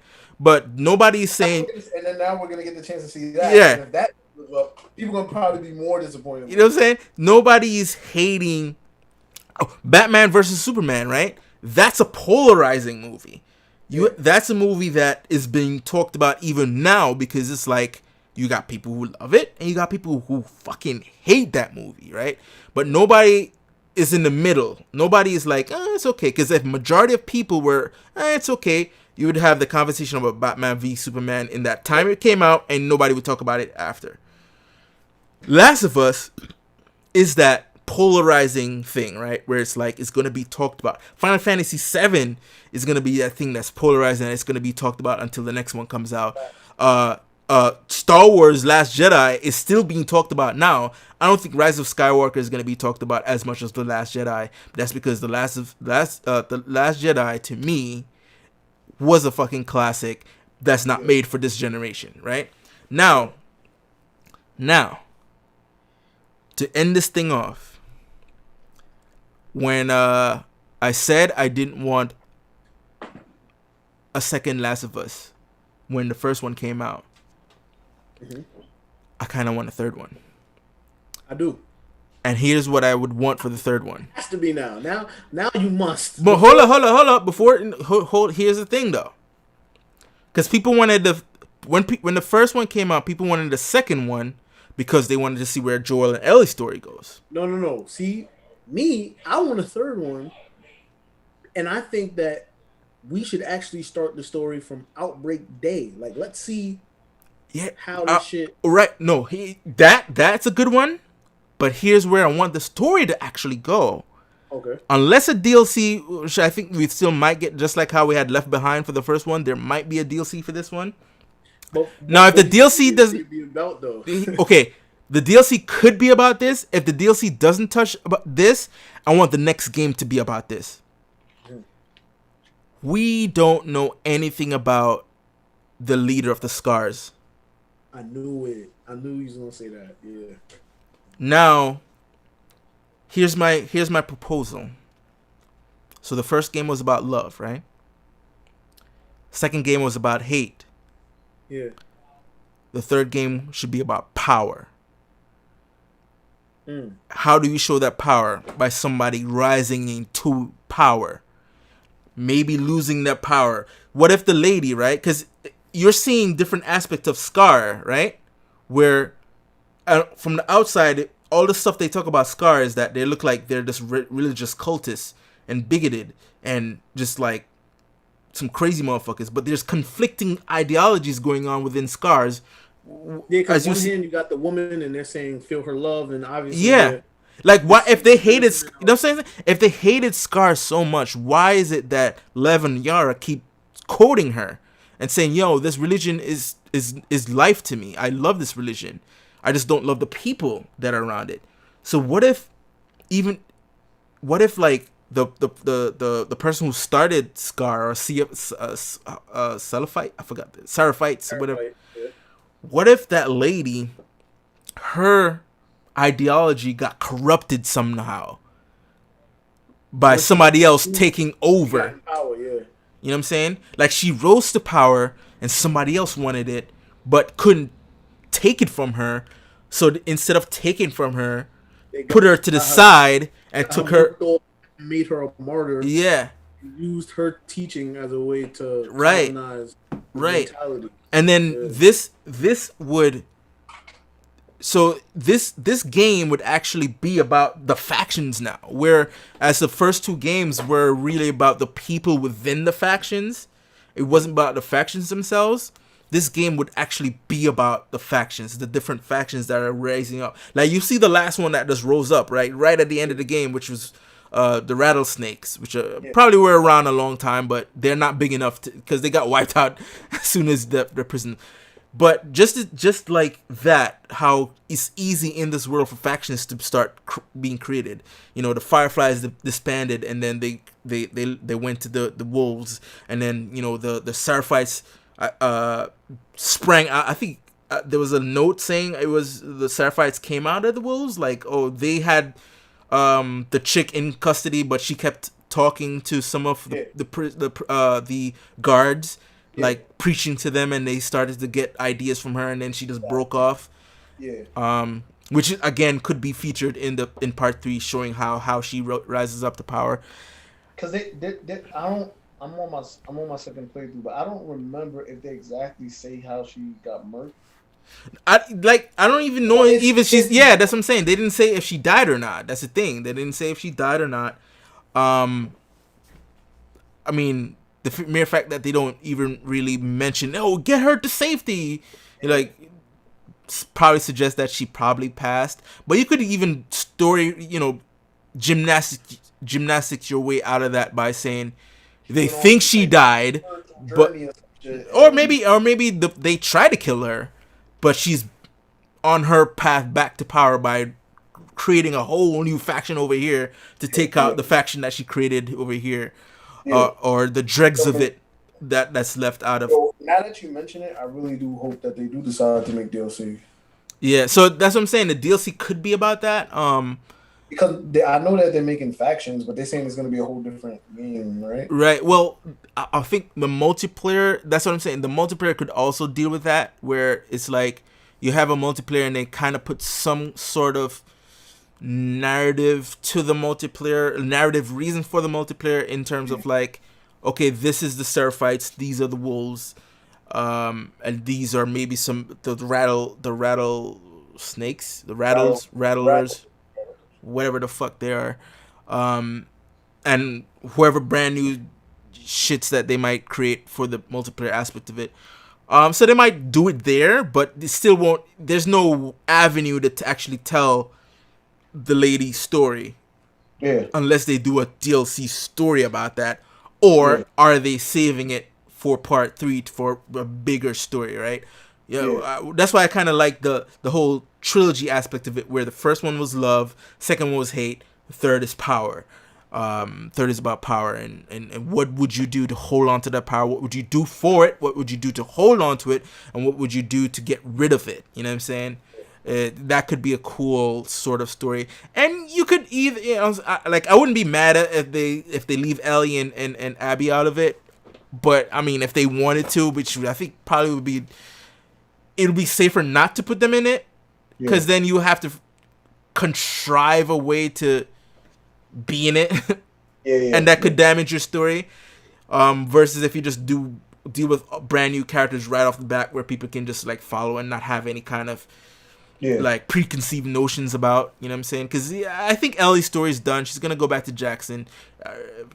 I think, hopefully, that's where she's going back to either try to reconcile with Dina, even if Dina doesn't take her back. She'll just be around her people. And I think Abby is gonna go to the Fireflies, which she wanted to go to. But then Abby could appear. Or we could have it about Tommy. About who?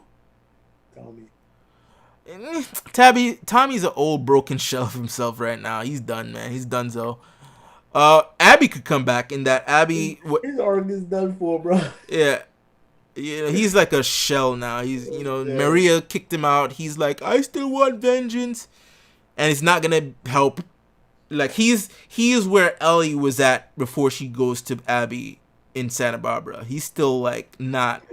He hasn't experienced closure yet. He needs to experience closure. The problem is he's so broken that he can never get it. So I think he's kind of like, he's done, man. He's done. He lost pretty much that and his support system. So. Yeah. So yeah, overall we both think the game is great. We disagree with all all these haters out there about it. I think it's a worthy successor to the first one, and it really to me it elevates the first one. It's a game you could put side by side, and it's a game to be proud of, where you can actually say, hey, you go to somebody who's never played a game before and say, hey, you want to be emotionally wrecked? Let's play these things back to back, and you just get them just fucking, And I think it's like with any kind of art that is polarizing at the time of release. Yeah. Somewhere down the line, either through this new discovery from people who are not yet around to play this thing, will come to appreciate it on a level where people who have that guttural reaction already, like, oh, you killed my man Joel, fuck you, right? Once that whole noise is down, people are gonna start thinking about this clearly. That shit is weird as fuck, because I just asked one of my close friends today. I was like, yo, bro, do you play Last of Us 2 yet? He's like, nah, I didn't play it. I heard everybody saying it's trash. I'm like, yeah, like that, and that mentality I hate that mentality too. Like, oh, everybody says it's trash. Nah, bro, experience it for yourself, man. Experience it for yourself. I mean, and speaking as a guy who has never seen X-Men Dark Phoenix and never seen that last Fantastic Four movie came out, like, it might come off hypocritical by just saying, yo, I don't want to see him. But I don't want to see him not because I heard it's trash. I don't want to see him because I've known the behind the scenes shit that went down behind those movies. Exactly. Right? I'm not going off of anybody else's opinion. I'm going off of what the idea behind those movies were, where in the Fantastic Four, they simply made that shit, one, so that they can hold on to the rights longer, right? Because Fox had it. And if they don't make a fantastic movie within a certain amount of years, it goes back to Marvel, which in turns would have went back to Disney, right? So they had to make another one, but they couldn't just make another. They had to have a sort of like, all right, we don't have because to put a big budget and put all these times into it, time would have ran out, right? So they had to come up with something that's low budget. So somebody approached them, hey, let's make a sort of Cronenberg style Fantastic Four, make it a little bit darker and stuff, which would have been great if they decided to do that. But halfway through the process, not even halfway, the guy shot that movie, and the movie was shot in a month. So that tells you that this movie was not going to be a big budget, large scale movie, right? So within a month, this guy shot this David Cronenbergian type film. And then when word got out that, certain elements of Fantastic Four is being changed, and again, the crowd went, "That's bullshit! I want the real Fantastic Four." Fox got scared and decided to reshoot like half the movie, where it's like the first half is like the David Cronenberg movie, and the second half is an attempt to make a superhero movie, and it just didn't mesh up. You know what I mean? And then it's like nobody likes that movie, and the reason why nobody liked it is because I know what happened to that movie. Same thing with Dark Phoenix. It's the same shit. They reshot the ending because they heard Captain Marvel did the same ending that they did, and they're like, "Oh, let's make it something else." You know what I'm saying? And then the same dude that wrote The Last Stand wrote this movie the same way. The same arc is in this goddamn movie. Like, why am I gonna watch a movie that is just a bigger budget version of The Last Stand? Get the fuck out of here. Facts. So yeah, I'm going off of behind the scenes stuff of because I know a thing or two about a thing or two, right? I know when a love and care is being put into certain things where they want to do something regardless. Yes, they want to please the fans, but at the same time they want to create the best story, and I think that's where Marvel, the cinematic universe, lies right now, is right where they know they have a fan base and they want to cater to that fan base, but at the same time they want to tell stories, right? And for the most part, they keep it safe, but they take a few risks here and there. They give it a little pinches here and there. You know what I'm saying? Sometimes it works, sometimes it doesn't. But, like the whole Mandarin situation with Iron Man is like, what the fuck was that? Get the fuck out of here. But, sometimes it works. Look at the ending of Infinity War. Everybody dies. You know what I'm saying? It's like, if they were trying to play it safe, they would have like, no, let's not end the movie like that. You kidding me? No. Even though if they knew they were going to come up with a sequel a year later, it still could have went wrong. It could have been like, oh, you killed everybody else off? Fuck that. I'm not going to see your next movie. I don't care what you do, right? You know what I'm saying? So you got to know that the people behind it are putting care into the thing and not just listening to the masses like, oh, let me do this thing because we don't want to piss certain people off. You know what I'm saying? You can tell. You can tell these things. And The Last of Us was not made to piss anybody off. The Last of Us was made for you to think about it and to really kind of like go through that aspect of the game, and people just take it personal. Like, no, he's not trying to fucking piss you off about the game. He's trying to. This guy's like, this is a spoilercast, dude. We already played the game, bro. You late on this. We're talking about the game now. We're doing postpartum on the game. So, like, if you want to see somebody else play the game, you can go and have them play it. You know what I'm saying? So, yeah, man. It's one of those things where, people need to really come to terms of what a director or producer wants, and you know what I'm saying, like, nobody's trying to hurt you, bro. You know what I'm saying? At all. Yeah.